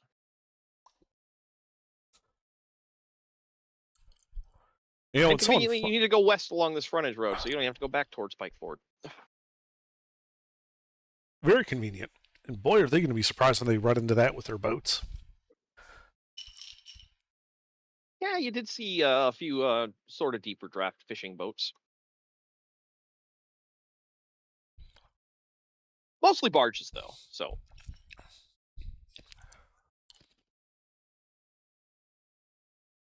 All right. And after another week or so, you come across what looks like an abandoned city. You don't see any people, you don't see any smoke, you don't see anything. Just a bunch of crumbling buildings. What are they made out of? Looks to be a mix of stone and what's left of timber, though it doesn't look terribly old. Doesn't rise dramatically, it spreads. Okay. Does this look like it was raised like as part of a war or abandoned and just left to rot? More the second. Okay. Yeah. Well, see, now I'm interested. We should go in and investigate the city. A side quest during a side quest. Excellent. You have no idea. I'm an archaeologist. What I see here is a historical dig. Let's get digging. Pale stone walls ring the city, broken towers, roofless halls. You're approaching from a top of a valley. It is in the bottom, middle-ish of a valley. About how large is it? 4 or 5 square miles. It's really spread out and low. Like there's no real tall buildings. You had to guess just, with your natural archaeology ability and, your natural intellect, you'd guess this is probably one of the cities of the Veshmel? The Veshmel Basin Empire. So, like, what Redland kind of is or was the capital of, what Haidar was a part of. All right. So I'm pulling up my map notes. Realm.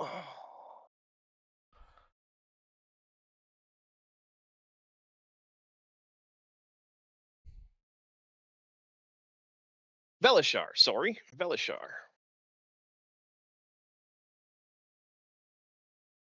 Yeah. So what like from just your historical knowledge of Velishar, at its height, it wasn't defined by endless conquest, but just civic structure. It was originally an empire that controlled the majority of the basin around the entire lake of the lake that Redland's on is Lake Lakos. And it had armies and a lot of civic structure built in.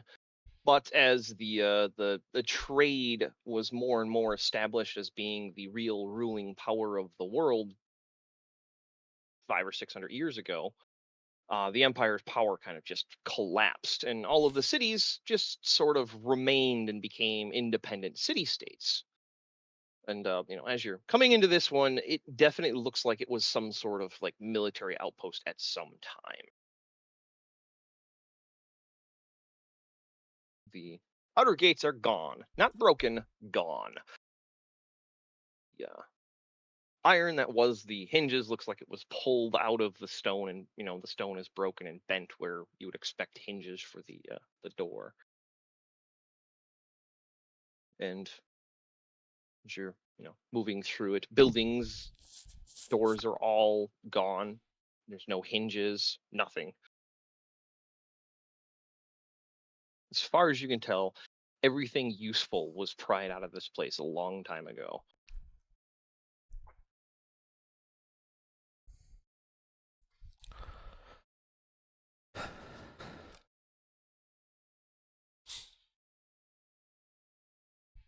Yeah, we should still check it out.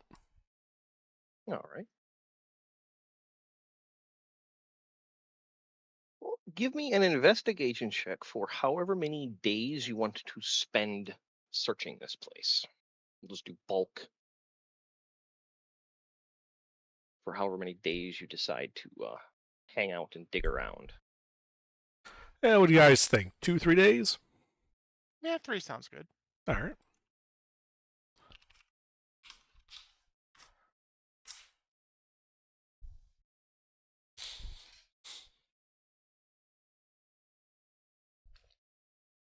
All right.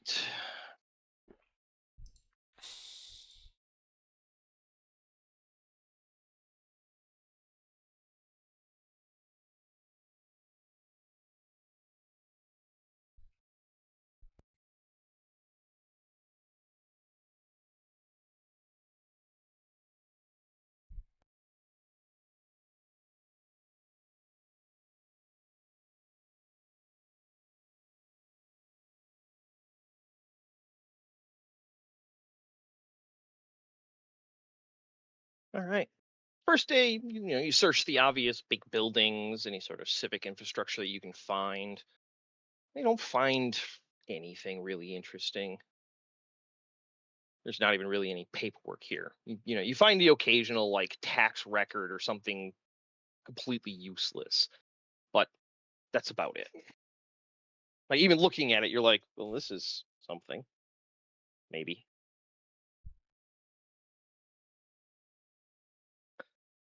On the second day, you're digging around in one of the nicer, like out of the east side of town are all the nicer like townhouses. Well, they were nicer at one point. They actually had glass windows. A lot of the glass, most of the glass, all of the glass is broken. But one section of floor answers a little differently underfoot.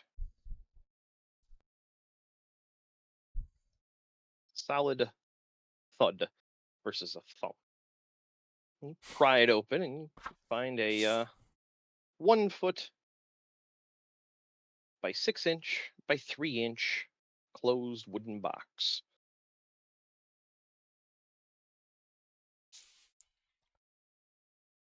Uh-huh. There's Well, no latch or clasp. It is just a hinged wooden box. Looks to be made out of mahogany or some nicer wood. I will check it for traps. All right. You can go ahead and give me your pokery.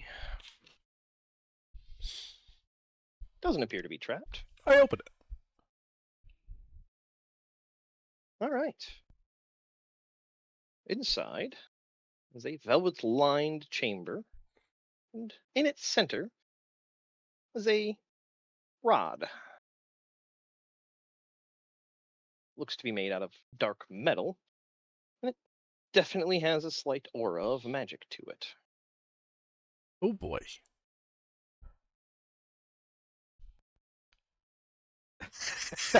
Yes. that is Alar saying it's some kind of wood. Well, then It's got grains. then I shall do an identify ritual on the rod. All right. You already know what it is. The one that doesn't move. Aha, an immovable rod. Indeed. Yep. Identify all the bells and whistles, command word, etc.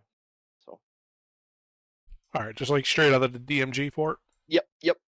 DMG immovable rod. Nothing special. No curses. No bells and whistles that you know of. Okay, The identify doesn't tell you about curses. Wahahaha. indeed. Is there anything else in the box? Really nice velvet.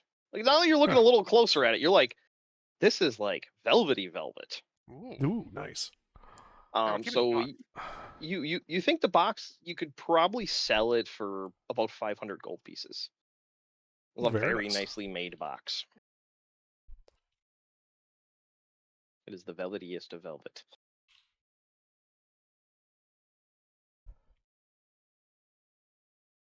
Is there any secret compartments within the box? No, you don't find any. Okay. It is just a box. Very nice. See, not a waste of trip. Indeed.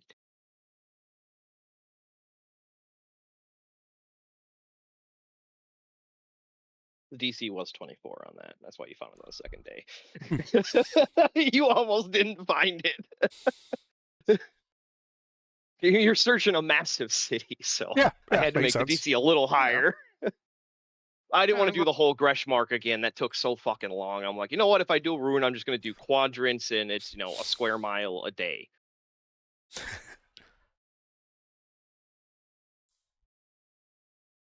And then also slightly lower the amount of shit in it. I spent way too much time putting stuff inside a Greshmark for you to find. I had fun with it though. Yeah. The end of the third day, the pattern is clear. Oh, you did find the name. It is Vel Avaran. It was on one of the tax documents. The Bastion City Vel Avaran. It was primarily a military outpost from all the buildings you investigated. Lots of barracks, lots of empty armories. All right. But it's not empty because no one ever found it. It is empty because too many people did. I mean, that's fair. Well, if we find nothing else, we move on. Continue on our way to Redland. And spend the rest of your third day finding nothing else.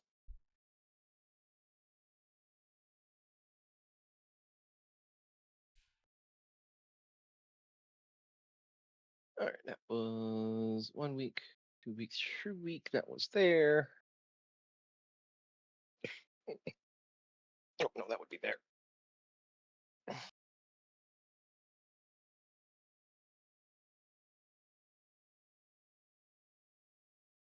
Yeah, another.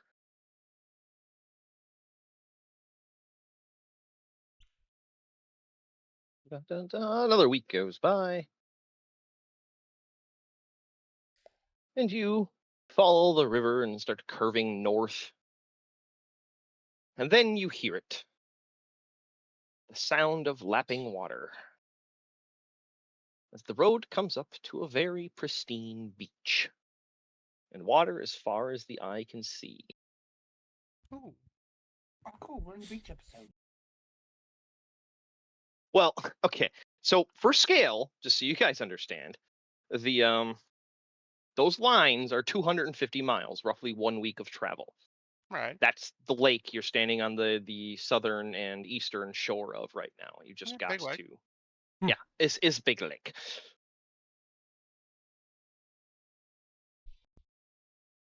But it is fed by, the river that you were walking along, and then dozens of other little tributaries that feed into it, and then also several large, massive rivers that feed from the mountains. It's a huge river basin. Think Mississippi that has a dip in the way. That lake is inside the dip.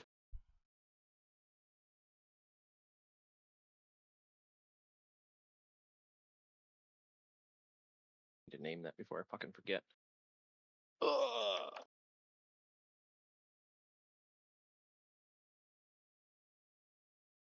Okay. Yeah. And your journey continues.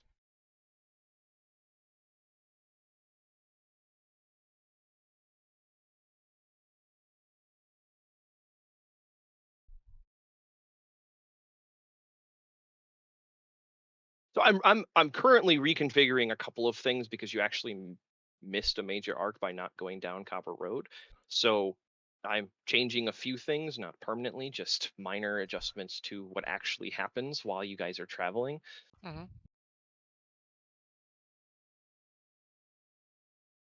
Stand by while the world loads. Yeah, basically. Please wait while the DM updates for bullshit.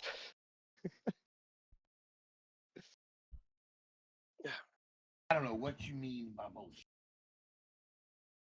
You're We just didn't supposed do to go any down the kind of Copper bullshit. Road to Redland. That's all you were supposed to do. You fool.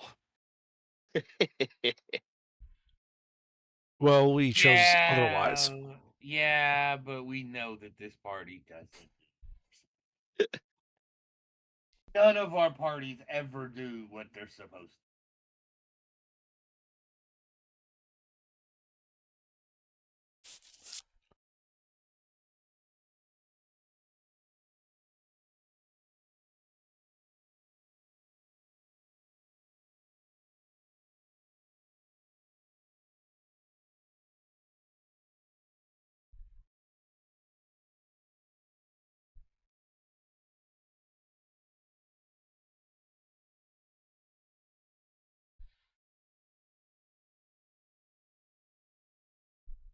Chicago. Chicago. I seen somebody do a remake. They took the audio and then they did a Forza Horizon, just like drive, because you could drive through all the fucking trees in Forza Horizon. Uh-huh. It's just fucking hilarious. They even do like they cut, but they do end up rolling into a parking spot, and it's fucking Nice. hilarious. All right, but yeah, that would be roughly 5 weeks of travel that you end up there. So you guys have since left the quarry, traveled for 5 weeks. Just for anybody that's tracking something. Okay. 5 weeks. Long, long weeks.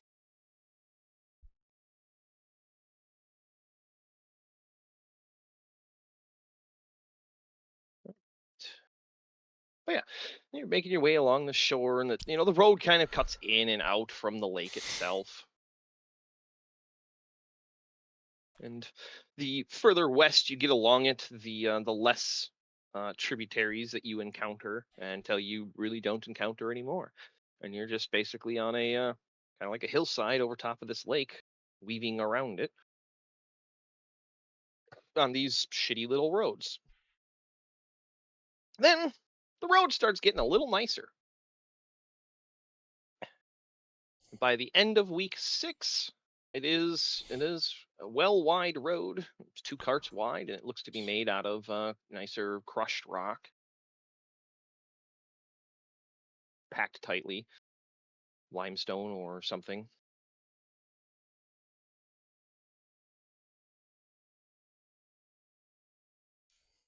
But the wind is blowing in your face, and as you're traveling, you can smell smoked fish. And as you continue weaving along the lake shore, you see a sign. It says White Hook.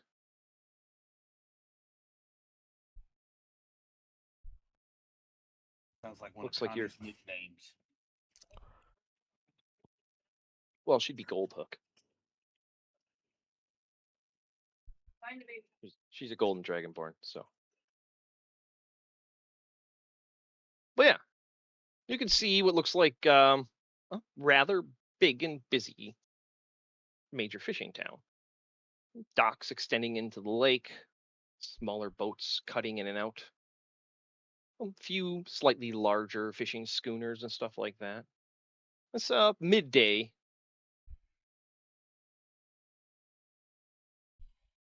So the road looks like it goes out and past the town.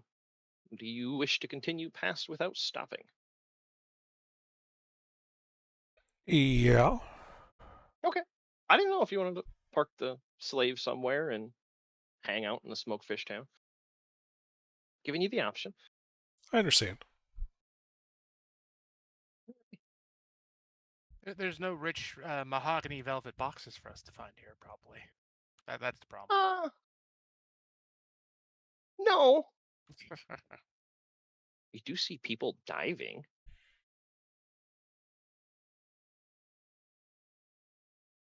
Well, yeah, you guys continue. Taking the road out and around town, ignoring the junction to go into town.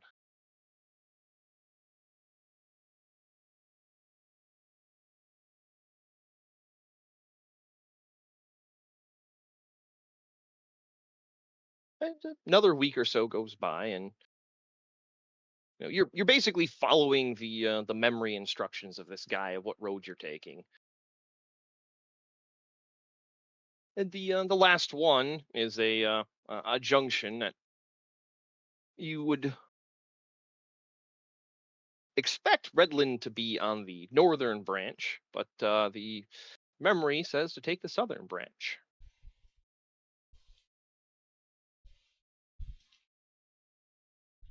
The northern branch is a nicer, bigger road. The southern branch is well, it's still a nicer road. It's just not as big.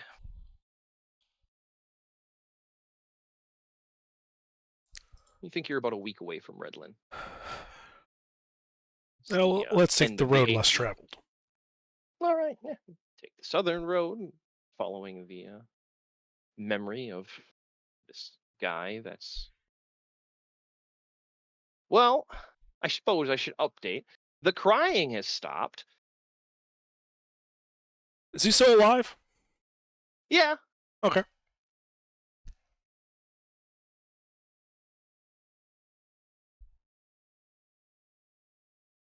But yeah, as you're taking this Oh, road, do you want me to hit silence?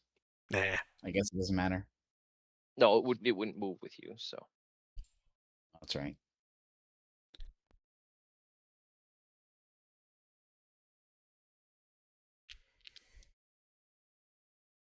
yeah, you eventually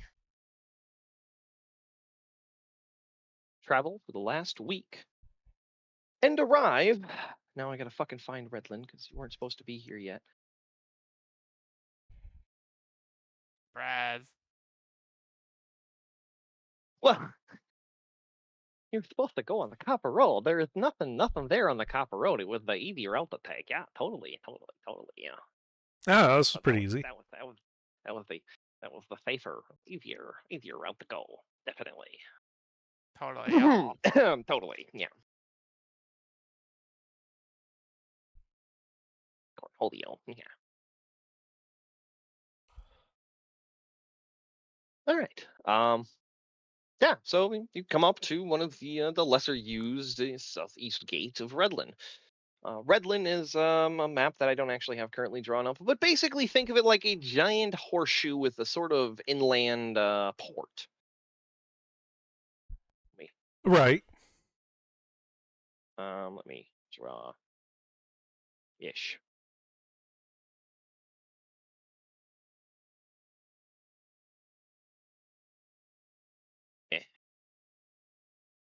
For the intenses of purposes of not this is the rough city layout. There is a large like inland body that looks like it was a canal that was dug out. But anyway. And as you guys are coming through the gate, there's no guards or anything like that. But you do hear a rider from behind. All right. Now, you've traveled quite a ways through the middle of fucking nowhere on a road that nobody really uses. But now you hear hooves behind you. I look behind us. Yeah. You see a rather familiar looking black horse with a brown haired girl with green eyes riding on it. Familiar how? She was one of the people that helped you attack Ardenshire. Talia, the scout that went ahead. That was that first village that we attacked? The That the very bandits first took mission over? you went on. Okay. Mhm. Huh. Well, you guys definitely took an incredibly interesting route. Thank you.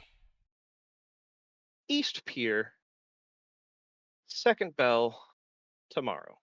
Then she just rides into town. Like, she doesn't even, if you try to ask a question, she just ignores you. I don't. Okay. Fair enough. It is a delivery mission. So, Ruffles, that was East Pier, second bell? Yeah. Yeah, she said East Pier, second bell tomorrow.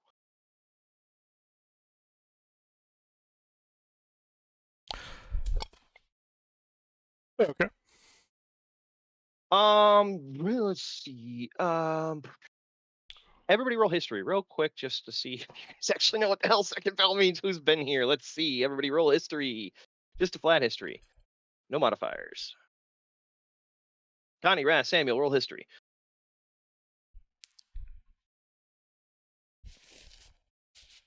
I was muted again. What? Roll a history, just a flat history. Flat history? Yeah, so no special modifiers, just whatever your history score is. Let me So fucking see what my history is. it'd be a skill check. Am I the only one with a Ah. positive intelligence modifier? Hey, so you're think gonna so. laugh at this Hey, one. I just but have a not negative one. Everybody has a not negative one, which is fucking I mean- hilarious. Oh well, never mind. There's Rast. Okay. All right. Samuel, Connie, and Alar. Throughout your travels, you do remember visiting Redlin at one point or another, and vaguely remember the city basically rings two bells: one at midday for the midday meal, and one at dinner. So you think a second bell means the dinner hour, Okay. because she didn't actually tell you what the fuck that meant. She just said second bell and took off.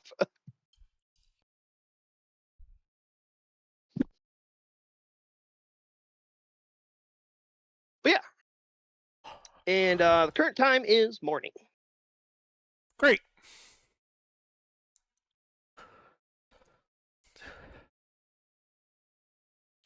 Now that alleyway Redwood. for the dead drop is the dead drop's Over supposed to on the occur at west side of night. town. You have no idea. The Well, in his memories that you memory- dug through, Yeah. he dropped the wagon off at different points of time. Oh, okay. Most So of the we'll time drop it it was off and evening or just night, stake but it he out. has, yeah, he has dropped it off in the middle of the day. Sure. Are you doing anything about the prisoner, or just leaving him awake in there? Oh, we should probably sedate him. Can someone non-lethally knock him out?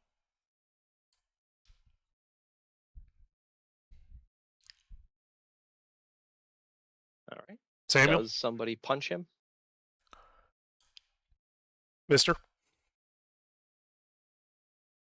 Yeah, what? Can you just punch the prisoner non-lethally to knock him out? We need to Oh sedate yeah. him. Oh yeah, sure.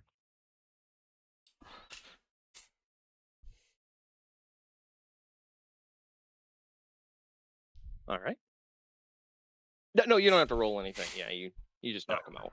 Like he's no longer wearing armor, so you have a much easier time hitting him. He is restrained and prone, so you have a much easier time hitting him. However much HP he has does not matter. You guys are technically outside of town doing this, just going boppity boppity boppity boppity boppity boppity boppity until he's unconscious. There is no need to roll all of that. The dude has 60 HP. I'm not going to. Like, I'm not sitting here for that.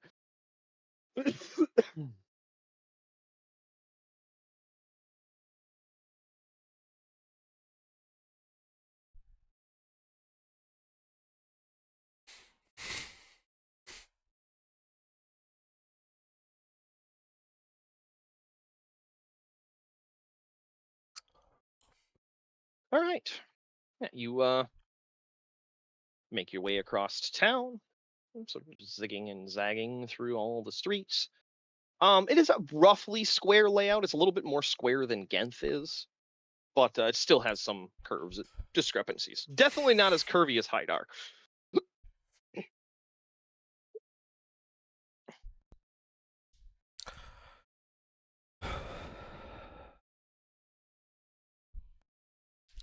Right. So what kind of But what part of Go ahead. like what kind of part of town is that alleyway in?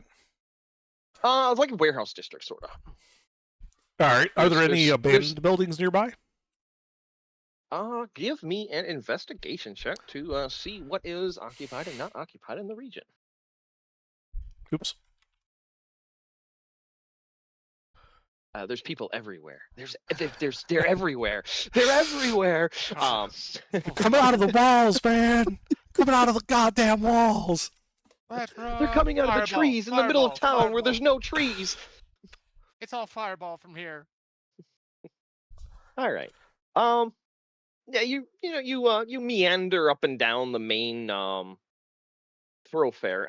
The alley itself has a entrance and an exit. So it's two sides, and it runs along like 3 or 4 warehouse blocks that are all continuously and linked together and stuff like that. So it only has 2 entrances. The western side, you think one of the warehouses that you're looking at on that can see that alley. You haven't seen any activity in the hour or so. No, you've I been don't need watching. I don't need direct line of sight. I just need to be close by Oh, okay. as the bird flies. Okay. Yeah. Then one of the buildings to the south would be the nearest unoccupied. It looks like there is stuff stored here. But when you peek through the window, it's a little dusty and a little musty in there. Right, so we could like park our carriages and stuff in there and be somewhat nondescript. Yeah. Great. So what I'm suggesting, guys, is I use my familiar, looking through its eyes, see who picks up the wagon. I then have a spell called Arcane Eye, which is invisible and can follow stuff around. All right, I like this plan. And it only lasts an hour, but presumably they're taking it to some type of processing center within town. It'll be less suspicious than a bird suddenly following the cart, Yeah, birds are kind of visible. Right. Let's assume that these guys are somewhat smart, even if their lackeys weren't. Okay. And and see if we can't follow it to where it went. Well, I'll have the bird follow it anyway, just in case, but it'll be real high up. The Arcane Eye, we can basically, zip it into the wagon, and I can just sit there and watch everything going on. Does the arcane eye come with an arcane ear? No. Visual only, yeah. Yeah, a shame. Oh well. Still better than none. Yep. So for Arcane Eye specifically, casting range of 30, movement of 30. Right. So when I see You someone start to are- pick yeah. up the wagon, I Yeah. cast and start zipping it over there.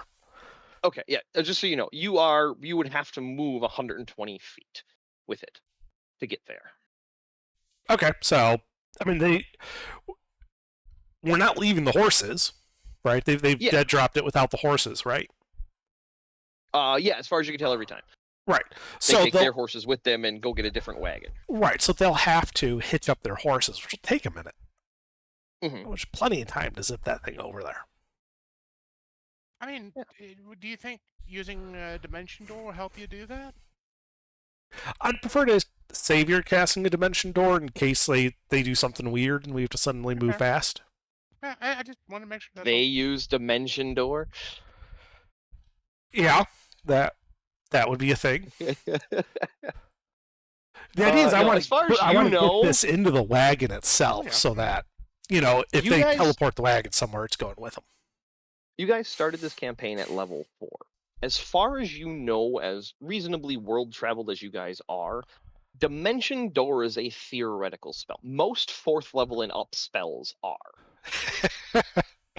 So any spell you have that is higher than 3rd level is commonplace enough. There are enough wizards and sorcerers and druids and things like that a part of the civilized world that, which is why when you were, originally with when Samuel killed himself, talking to the cleric, like nobody knows Ray's dead.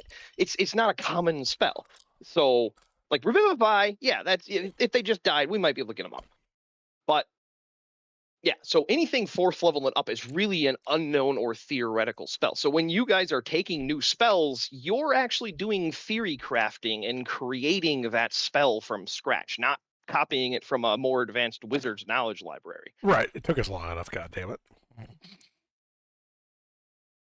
There's a reason for that. But anyway, so yeah, you set up your stakeout. You knock the guy out, so by the time you get there, he's awake again. Bonk. After all the scouting and so yeah, bonk. You close up all the curtains.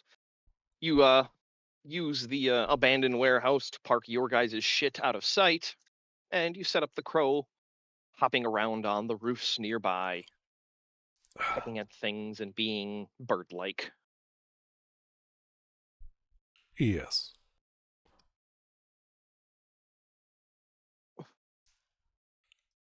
And for the second half of the day, you guys,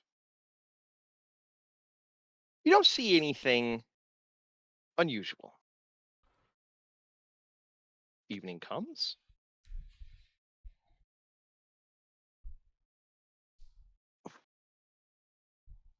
Your crow can hear singing. He's awake again. Okay. I mean, whatever. Yeah, it's evening. The traffic on the 2 main thoroughfares have definitely dwindled down. There's still the occasional people moving around, but it looks like, porters I just didn't want to attract attention dragging him through town driving while he was through awake. town. Yeah. Yeah, this seems like a remote location. Right, like, I Strange. didn't have a Mercury Grand Prix to throw him in the trunk of.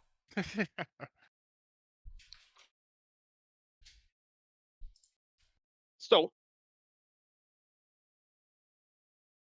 evening comes, and it's getting late enough. You guys probably are considering a long rest.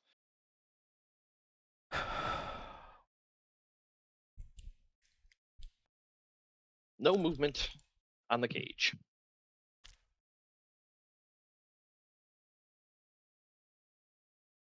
Well, I'm taking a potion of watchful rest. All right. What are the rest of you guys doing? Are you just setting a watch and staying awake with Alar, or are you also consuming potions of watchful rest? No, I think we can probably cycle out the rest. Just be on Yeah, the on rest call. obviously did go down. Yeah, Alright, you guys yeah, can we'll go to sleep, and then Yeah. Chat order. Alaric, Connie, Ras, Sam. First 2 hours of the late hours pass. Nothing. Next 2 hours. Nothing again.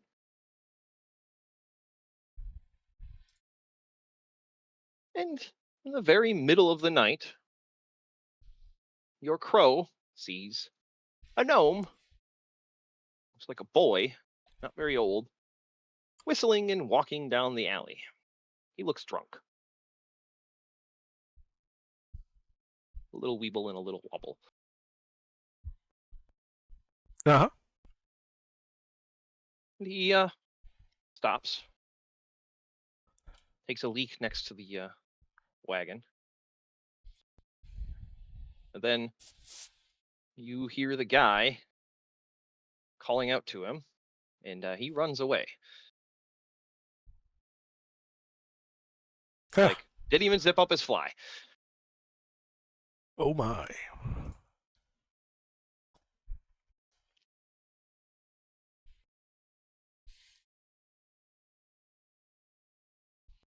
And the next 2 hours goes by.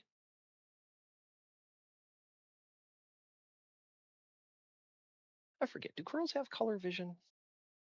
Yes. It's close to twin moon, so you guys actually do have full color vision at night right now. Okay. So that is something I probably should have explained with the whole when you're on the roof and you're like, why can they see me? The pearl moon is incredibly bright. It is larger than Earth moon, so nighttime the vision is different. It is not darkness. Uh-huh. So that was my mistake at the time, and I didn't realize it until much later because it was in my head but not yours for the setting. So I do apologize for that little indiscrepancy. But anyway, yeah, so you see 4 kite shields with red banners on them that you would recognize as the original banner of the Red Courts, coming from the east.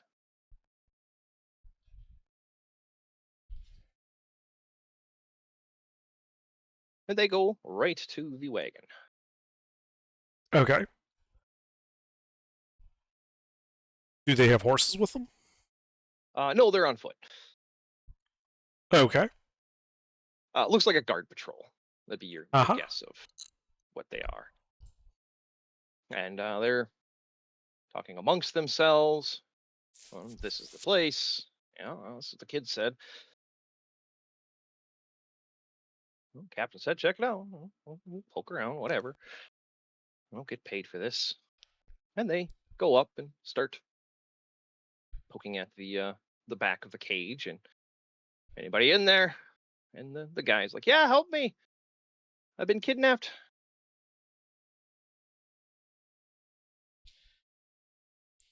And one of them pokes a spear into the lock and pops it. Takes him a couple of tries. It's a decent lock. At this point, I'm casting Arcane Eye and starting to move it Okay. over there. Yeah.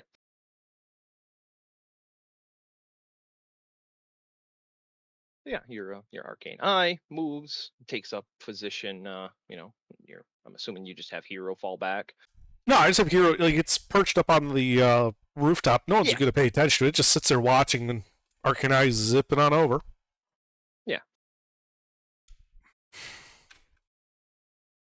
The guards are like, well, that's weird. Well, let's get this guy some clothes. And one of them, cuts down one of the curtains from the inside and gives it to him. And well, come with us. Bring you to one of the red houses, and you can give us your statement of whatever the hell this is. And they start escorting him back east, the way they came. Yep, my Arcane Eye is following. Yep. Hero takes off, but he goes up high at, like 200 feet or so. Yeah. Arcane Eye is like right on top of these guys. Yeah, it is point blank, and Hero is just the area reconnaissance. Mhm. Yeah. So you can see, like with Hero, you can see the city is like half lit up. It is not completely dark. There's lanterns on a couple of the main streets. The looks like there's probably one patrol every 5 or 6 city blocks at most, and it looks like it's just 2 guys meandering around. Not very heavily patrolled, and there's not a lot of guards that you can see. But the 4 that you're following, they make their way towards the center of town, sort of south of that canal inlet, and they go inside. And I'm assuming you just have the Arcane Eye bopped against somebody's head, basically, so you can go through the door with them. And Uh-huh. Yep, go in there, and they take them into a sort of nicer office, and there's somebody else in there. Human. He's got a very, very well-established mustache. Uh-huh. And they're talking. And the guy's nodding. Mustache is asking questions. The guy's answering. Is Mustache writing anything down? Looks like it. What's he writing down? Visual descriptions of you guys. Okay.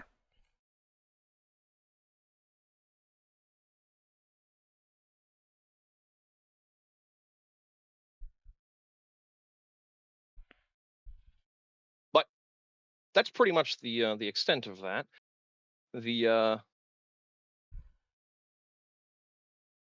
by the duration of your arcane eye, it looks like the interview is pretty much over, and the guy has been given clothing, and he's being escorted back out the front door, and he starts heading north. All right. If the Arcane Eye is about to end, I'll bring Hero back down and switch to Hero. Okay. Just have Hero Yeah. follow him close by. Not right on top of him like the Arcane Eye was, but I'd like to see where he goes. And he heads north, a little bit west, and he starts going down that canal inlet. That inlet is about 1,000 feet wide, and it has docks extending out of it. And he goes down to the 6th pier from the north. He goes all the way down to the end, and he starts talking to somebody. I'm assuming you're gonna have like Hero land nearby, so you can at least get some of the audio. Uh-huh. And it sounds like he is just asking for a passage. Like it doesn't look like he's familiar with this guy. He's just talking to a random person saying, "Hey, I'm a sailor. I need a job. Can I work on your ship?" Okay. And the guy talks, says, "Oh, I'm gonna ask the captain." Disappears inside the ship. Guy's standing out on the pier, shivering a little bit. The guards gave him clothes, but not clothes for late fall. Right. A little bit of time passes. Somebody else comes out, and the captain starts talking to him. "You look like fucking shit. You want to work?" "I'm good for it. I know my nuts." "All right." Again, no familiarity. There is no discernible, "Oh, I know you," or anything like that.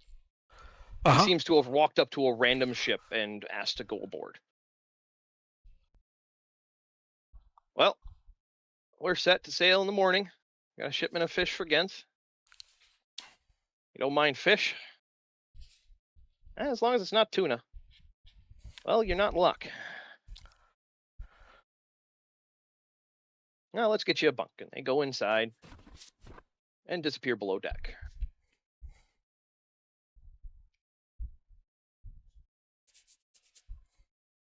Okay.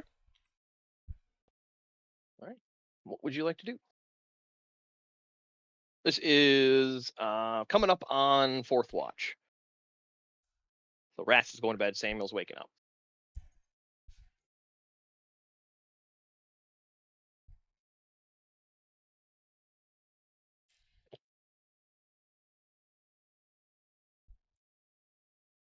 Did the captain say when they were leaving? Morning. We're sailing out in the morning. We got a shipment of fish going to Ghent.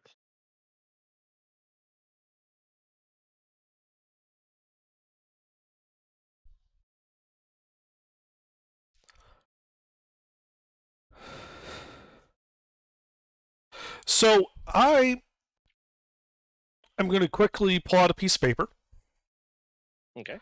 And I'm a scribe's wizard, so this should be pretty fast. I'm going to draw up a wanted poster for that guy, All right. calling him like a nice sketched out of his face, a description of him, kidnapping agent and employee of Red Hands, possibly seeking to go to Ghent via Redland docks. All right. And I'm gonna have Heroes pick up that paper. I'm gonna roll it up, and I'm gonna have Hero then fly it to the guardhouse Where he went, where he went, where he was interviewed. where he was interviewed. Hmm. And is there an open window to that office with the guy? Let me see. Wait, is his No, that office was nice? an interior office. That was an Okay. interior office. There's still a front door. All right. Yeah, if there's a front door, it'll land on the door knocker and begin pecking at the door. All right. Yep. Tack, tack, tack, tack, tack. tack, tack, tack, tack, tack, tack, tack, tack, tack, tack, tack, tack, tack. About 5 minutes goes by, but you do hear the door handle start turning.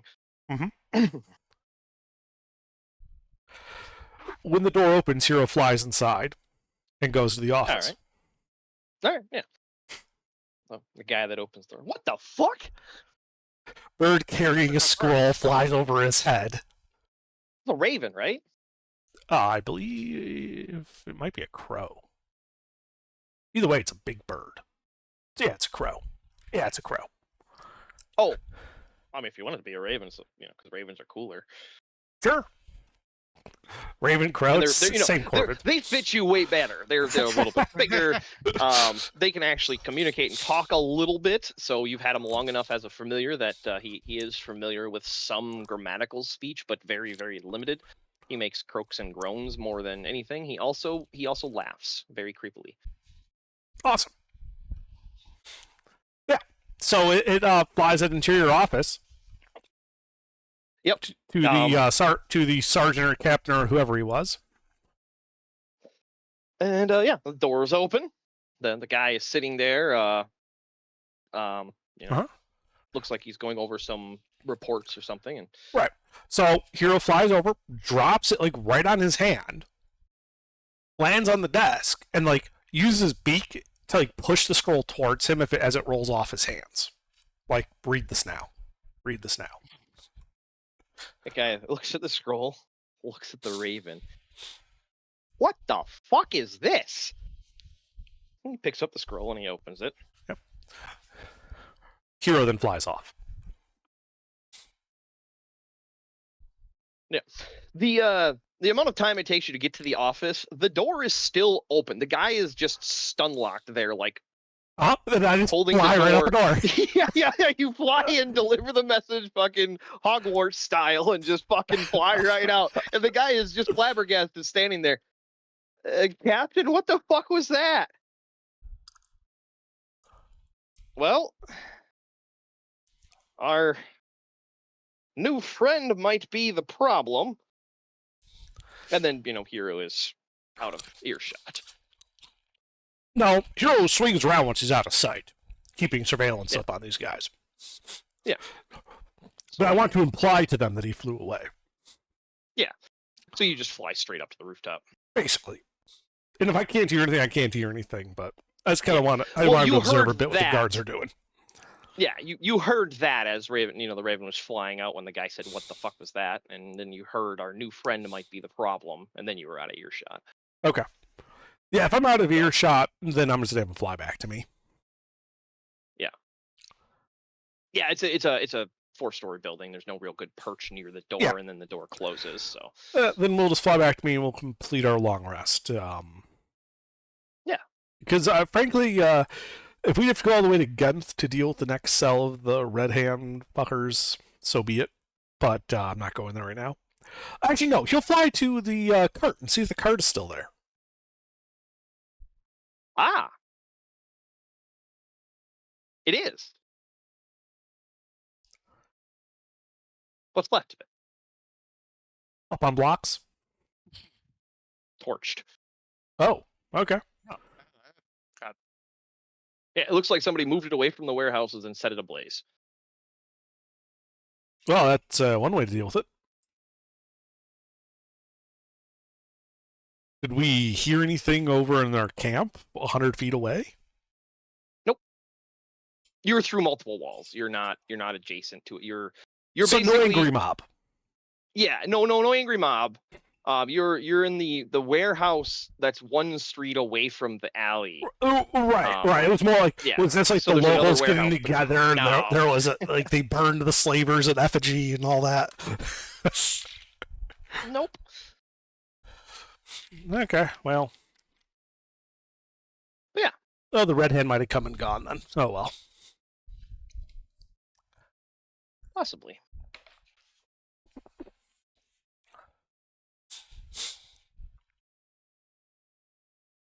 All right. Well, if you do nothing else, morning comes. Those of you who rested had a long rest. Very nice. Those of you who did drugs had a drugged rest. Woohoo! Drugs. Do drugs, fight a bear. Yeah, but what do you do if the bear has done drugs? If it's Cocaine Bear, I run the fuck away.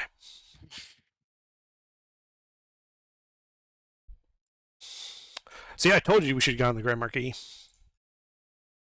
What if it's this bear on cocaine?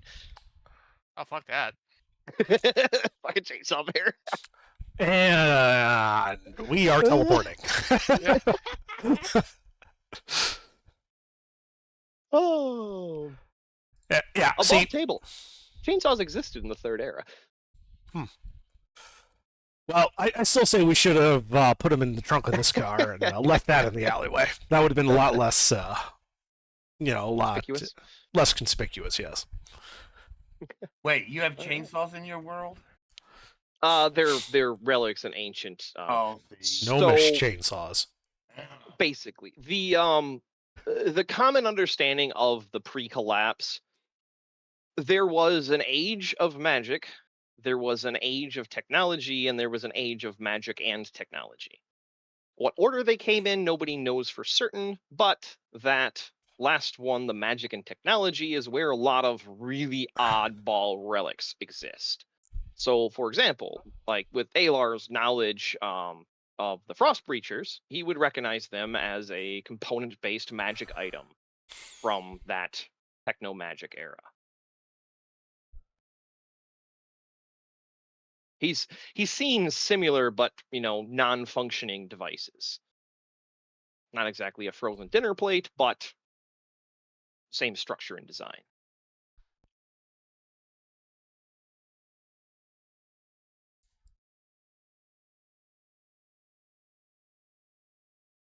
But anyway, it's morning. What would you guys like to do with the day? I let the party know what happened. Guy's probably gone. Either way, he's the CJ. guard's problem now. Yeah, I'll send Hero out to see if the ship left. All right.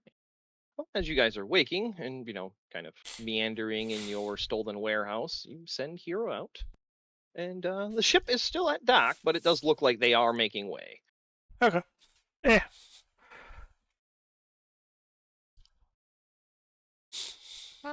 In that case, I think it's time for breakfast and, get ready to do the drop-off. Well, the drop-off's And- not till the evening. We can... Oh, yeah. Other note, the docks looked a little more patrolled with guards than you'd Aha. expect. Is there like a supervisory looking one? No, not particularly. There was Okay. nobody like standing with a clipboard. Well, more like they had like officer markings or supervisor markings. Think like Roman Legion, like how one guy would have the helmet where the mohawk goes sideways. No, yeah, there's no Centurion captain that you can see. There's no distinguishing. This guy looks like he's more higher up. They all look kind of similarly dressed. These guys Gotcha. wear capes. They do have capes. Neat.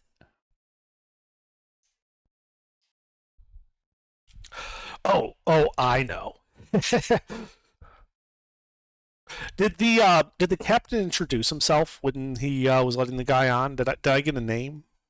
No, there was no names exchanged between any of the individuals. Okay, is the captain out on the? I assume the captain's out on like the quarterdeck of the ship.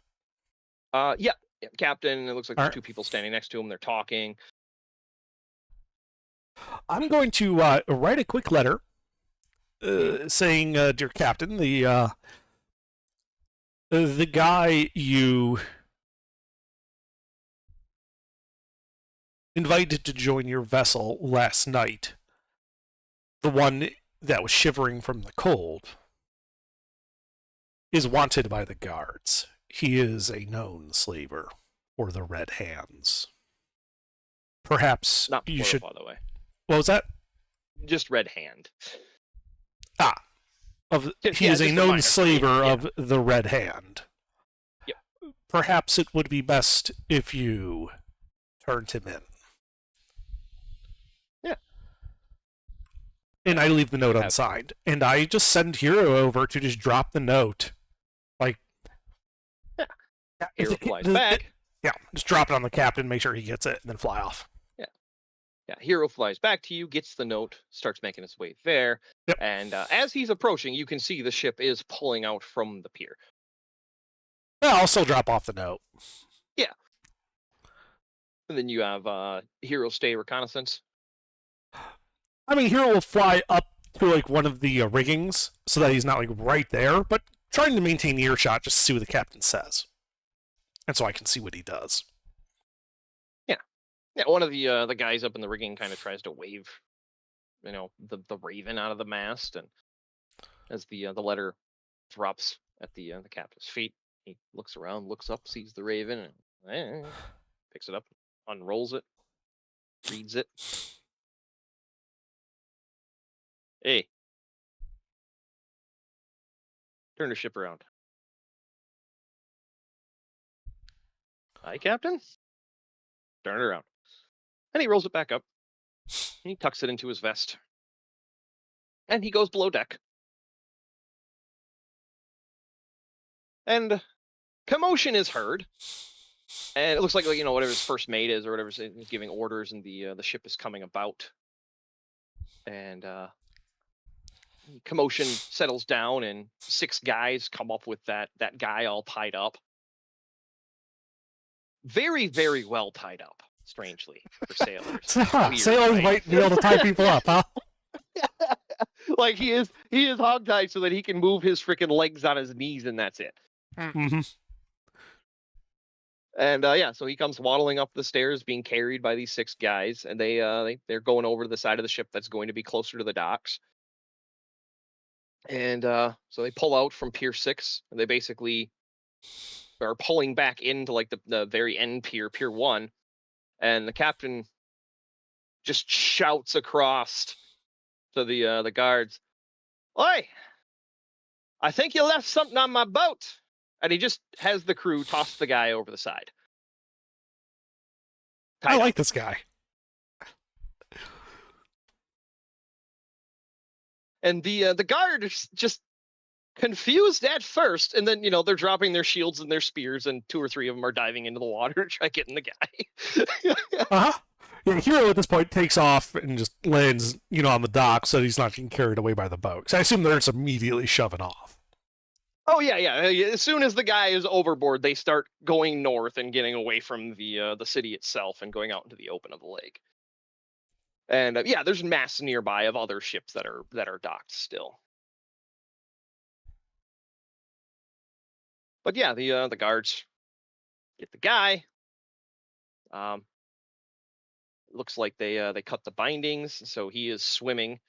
But there are more and more guards coming to this end pier, and the guy is, well, he's fucked. Get him over to one of the ladders, get him up. Somebody slaps shackles on him. I think we need to have another chat. And he looks like the guy that you spooked at the door, the one that says that.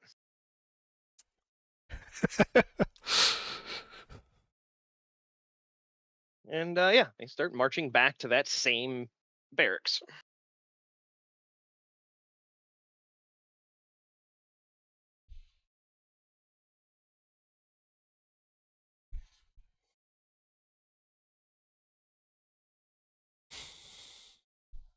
All right. Well, what do you guys do with yourself? Well, I do let the party know that I just handed the guy over to the guards so that he's not really a problem or in the wind anymore. Oh, good. So, we got the day. Anyone need to do any shopping? Redland is famous for their sushi. Yeah, I'm famished. Only recently, last 50 Yeah. years. Could do some lunch there. All right, let me pull up all the Redland shit. Redland does have some magic shops. There are 3. They're easy enough to find.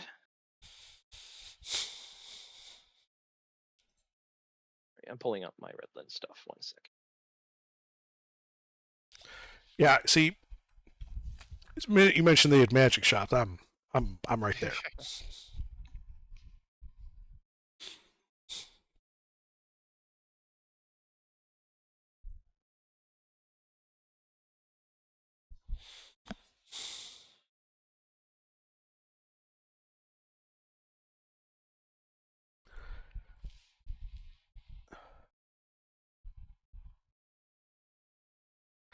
And just for the record, I do have Hero out, 200 feet in the air, just kind of providing occasional aerial recon just to see, like, if it looks like forces are trying to surround us in the city to contain us.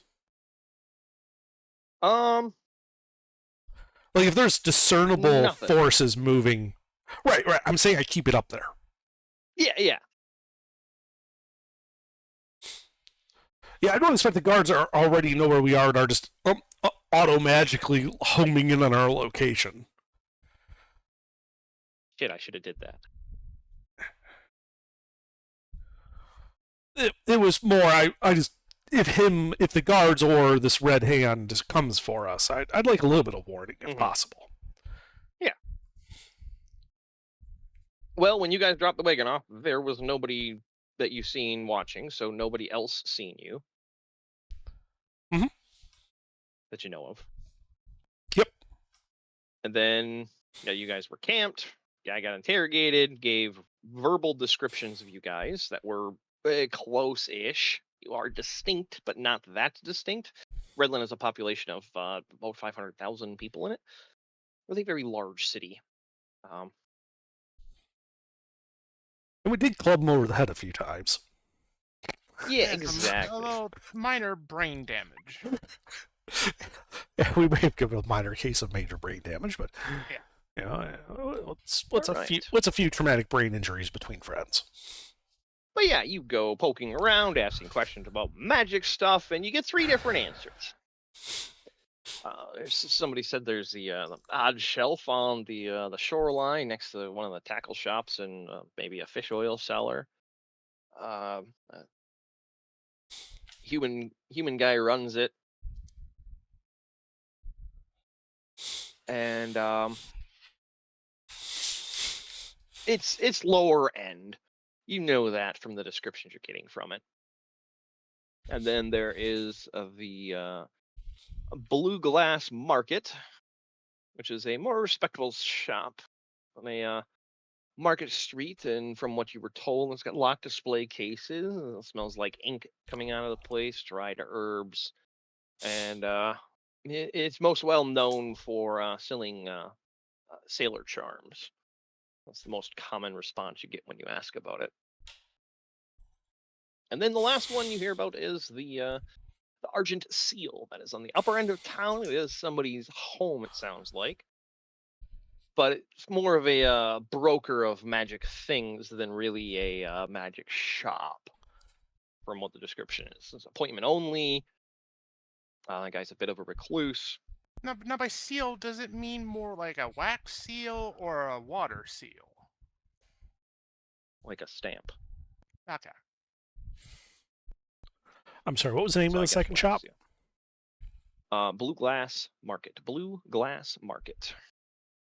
Odd Shelf. Blue Glass Market.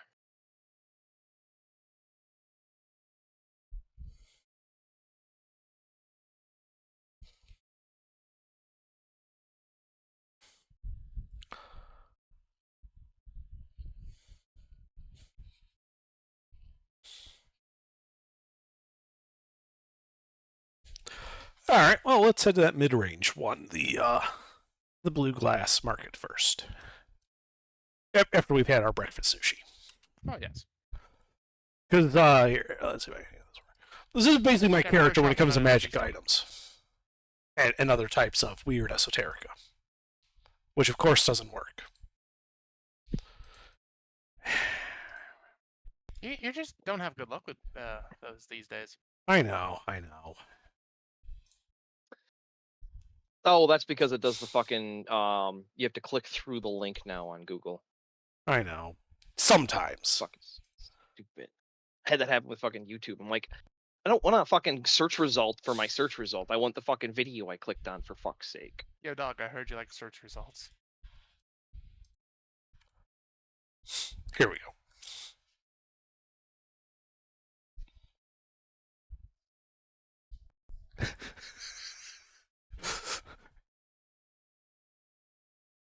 Gotta investigate for that magic shit.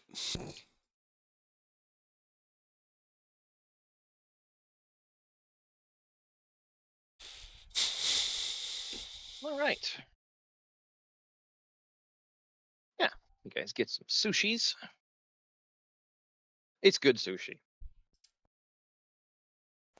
Like, it's a new phenomenon in town, despite being a literal massive city on a freshwater lake.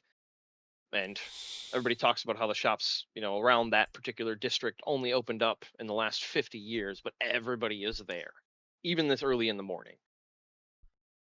It's just packed with people. Oh, neat.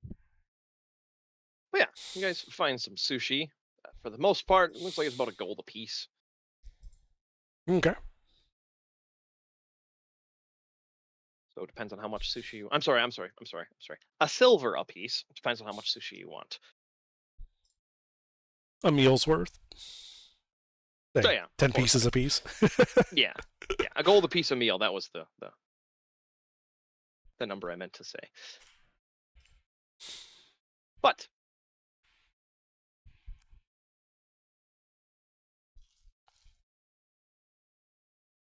you head over to the Blue Glass Market.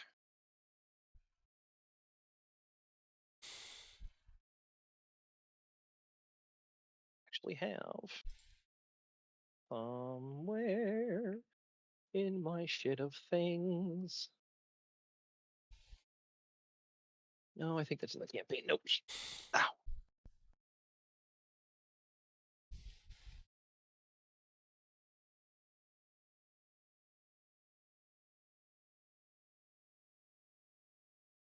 Oh, magic items. There we go.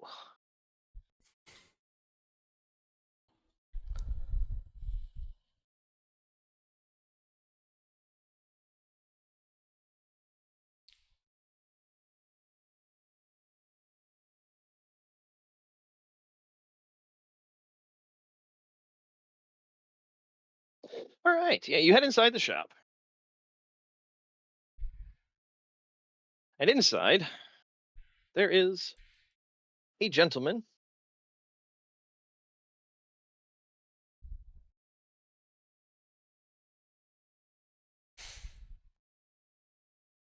Sorry, I lost my fucking page.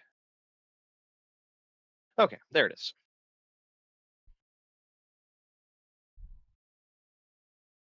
The half elf. And he introduces himself. Ah, good morrow to you.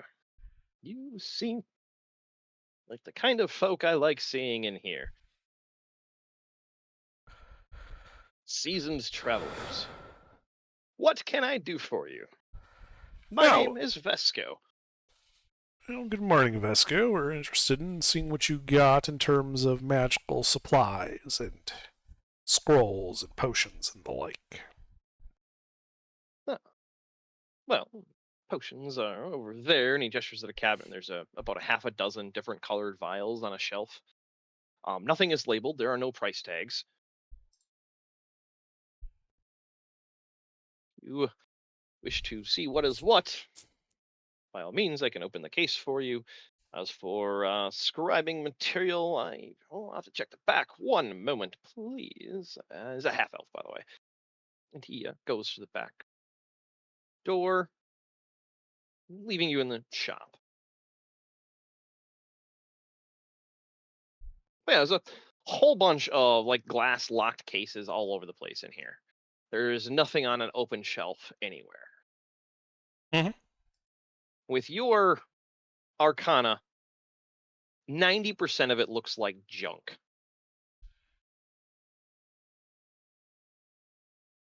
It just looks like, regular mundane stuff. Mhm. There's a few odds and ends that do, catch your eye.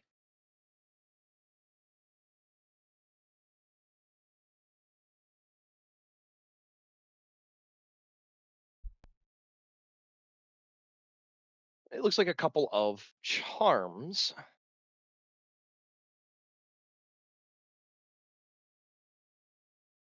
Second, I'm trying to find my list again.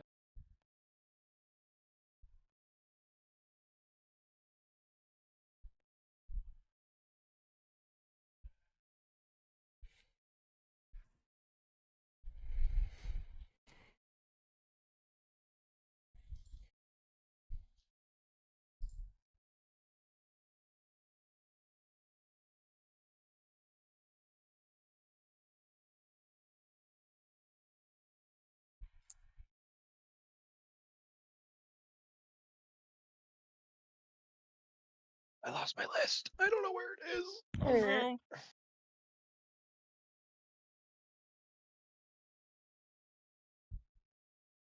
How did I fucking save this?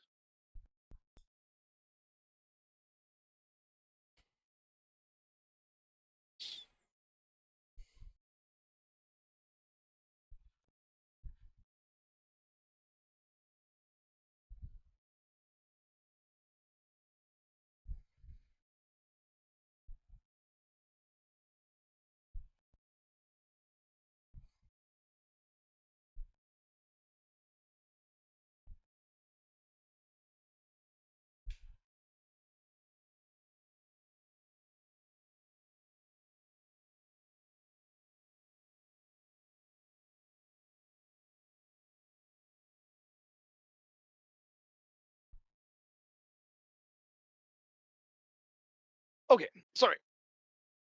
He comes out from the back, and he sees you looking at the potions and the what look like the charms. Ah, you got a good eye. As for spell scribing material, I only have about this. He holds up, and now he didn't name a price. And your eyeball and passive insight, you're guessing this guy doesn't actually have a damn clue what the hell he has. He is clearly clueless. But from your eyeball, it looks like he's holding up about 1,000 gold pieces worth of spell scribing components. Mm-hmm.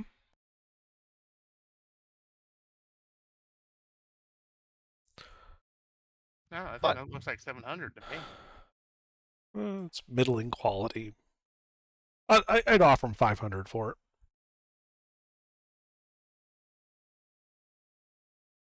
But is all that I have. As is he's pondering it. Go ahead and give me a persuasion check with advantage.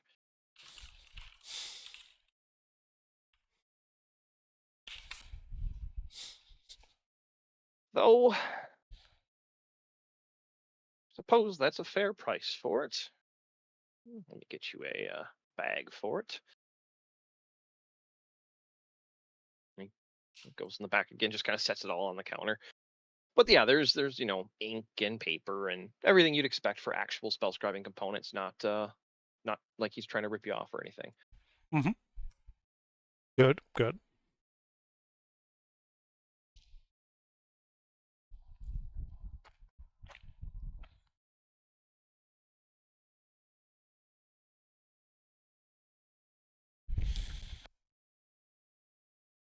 All right. And then for the potions, he just says, well, I don't know what they do, but I know that those two are more valuable. That's what the guy who sold them to me said. And then those four are just regular ones or something. Well, do you mind if I spend a bit of time identifying them? By all means. And I do an identify ritual on each one of them. All right. The four are one each of climbing, comprehension, healing, and watchful rest.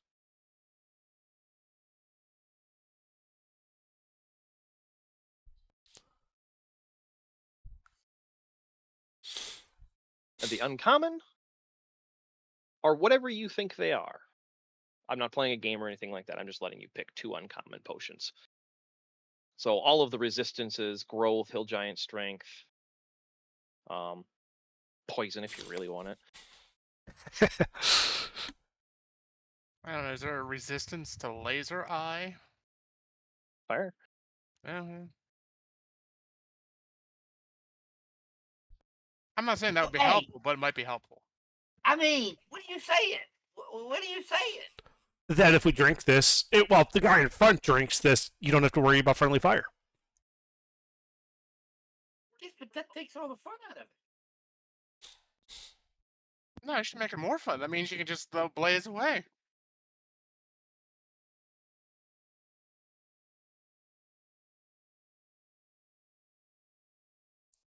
You know, you're giving me less target.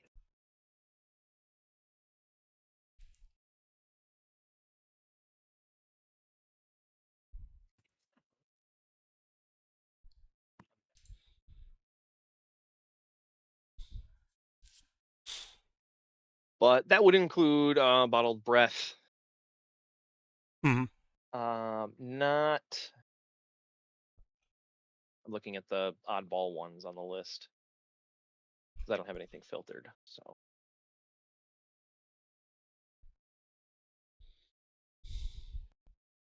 you can include polychromy. If you want it, you can fucking have it.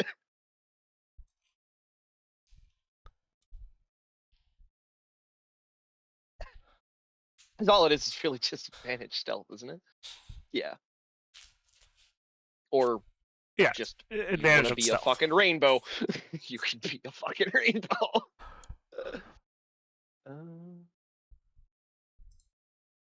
And then,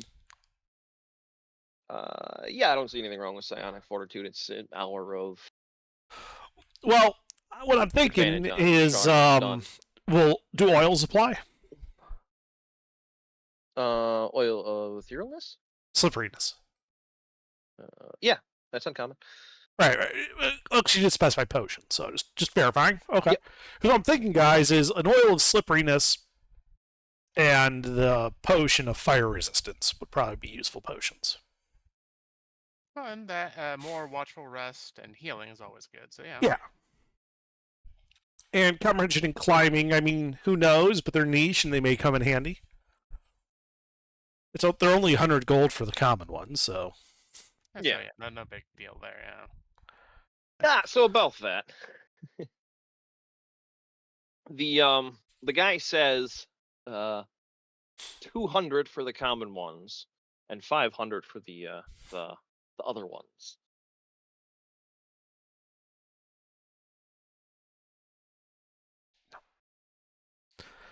No.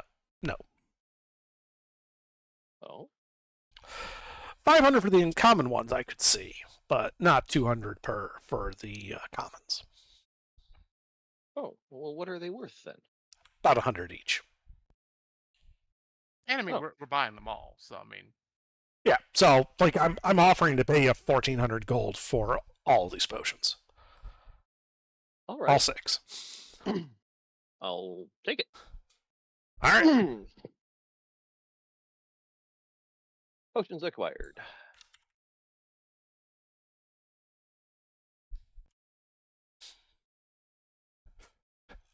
Yeah, basically. All right. And then I am going to keep you guys in the shop at the end of the session because like I said, I can't find my charm list. I made all of these fucking charms. Yeah, no worries. We Now can I go can't here. fucking find them. So yeah, for the 3 charms, because you guys might be interested. They're very similar to the one that Samuel has. The one-off magic items.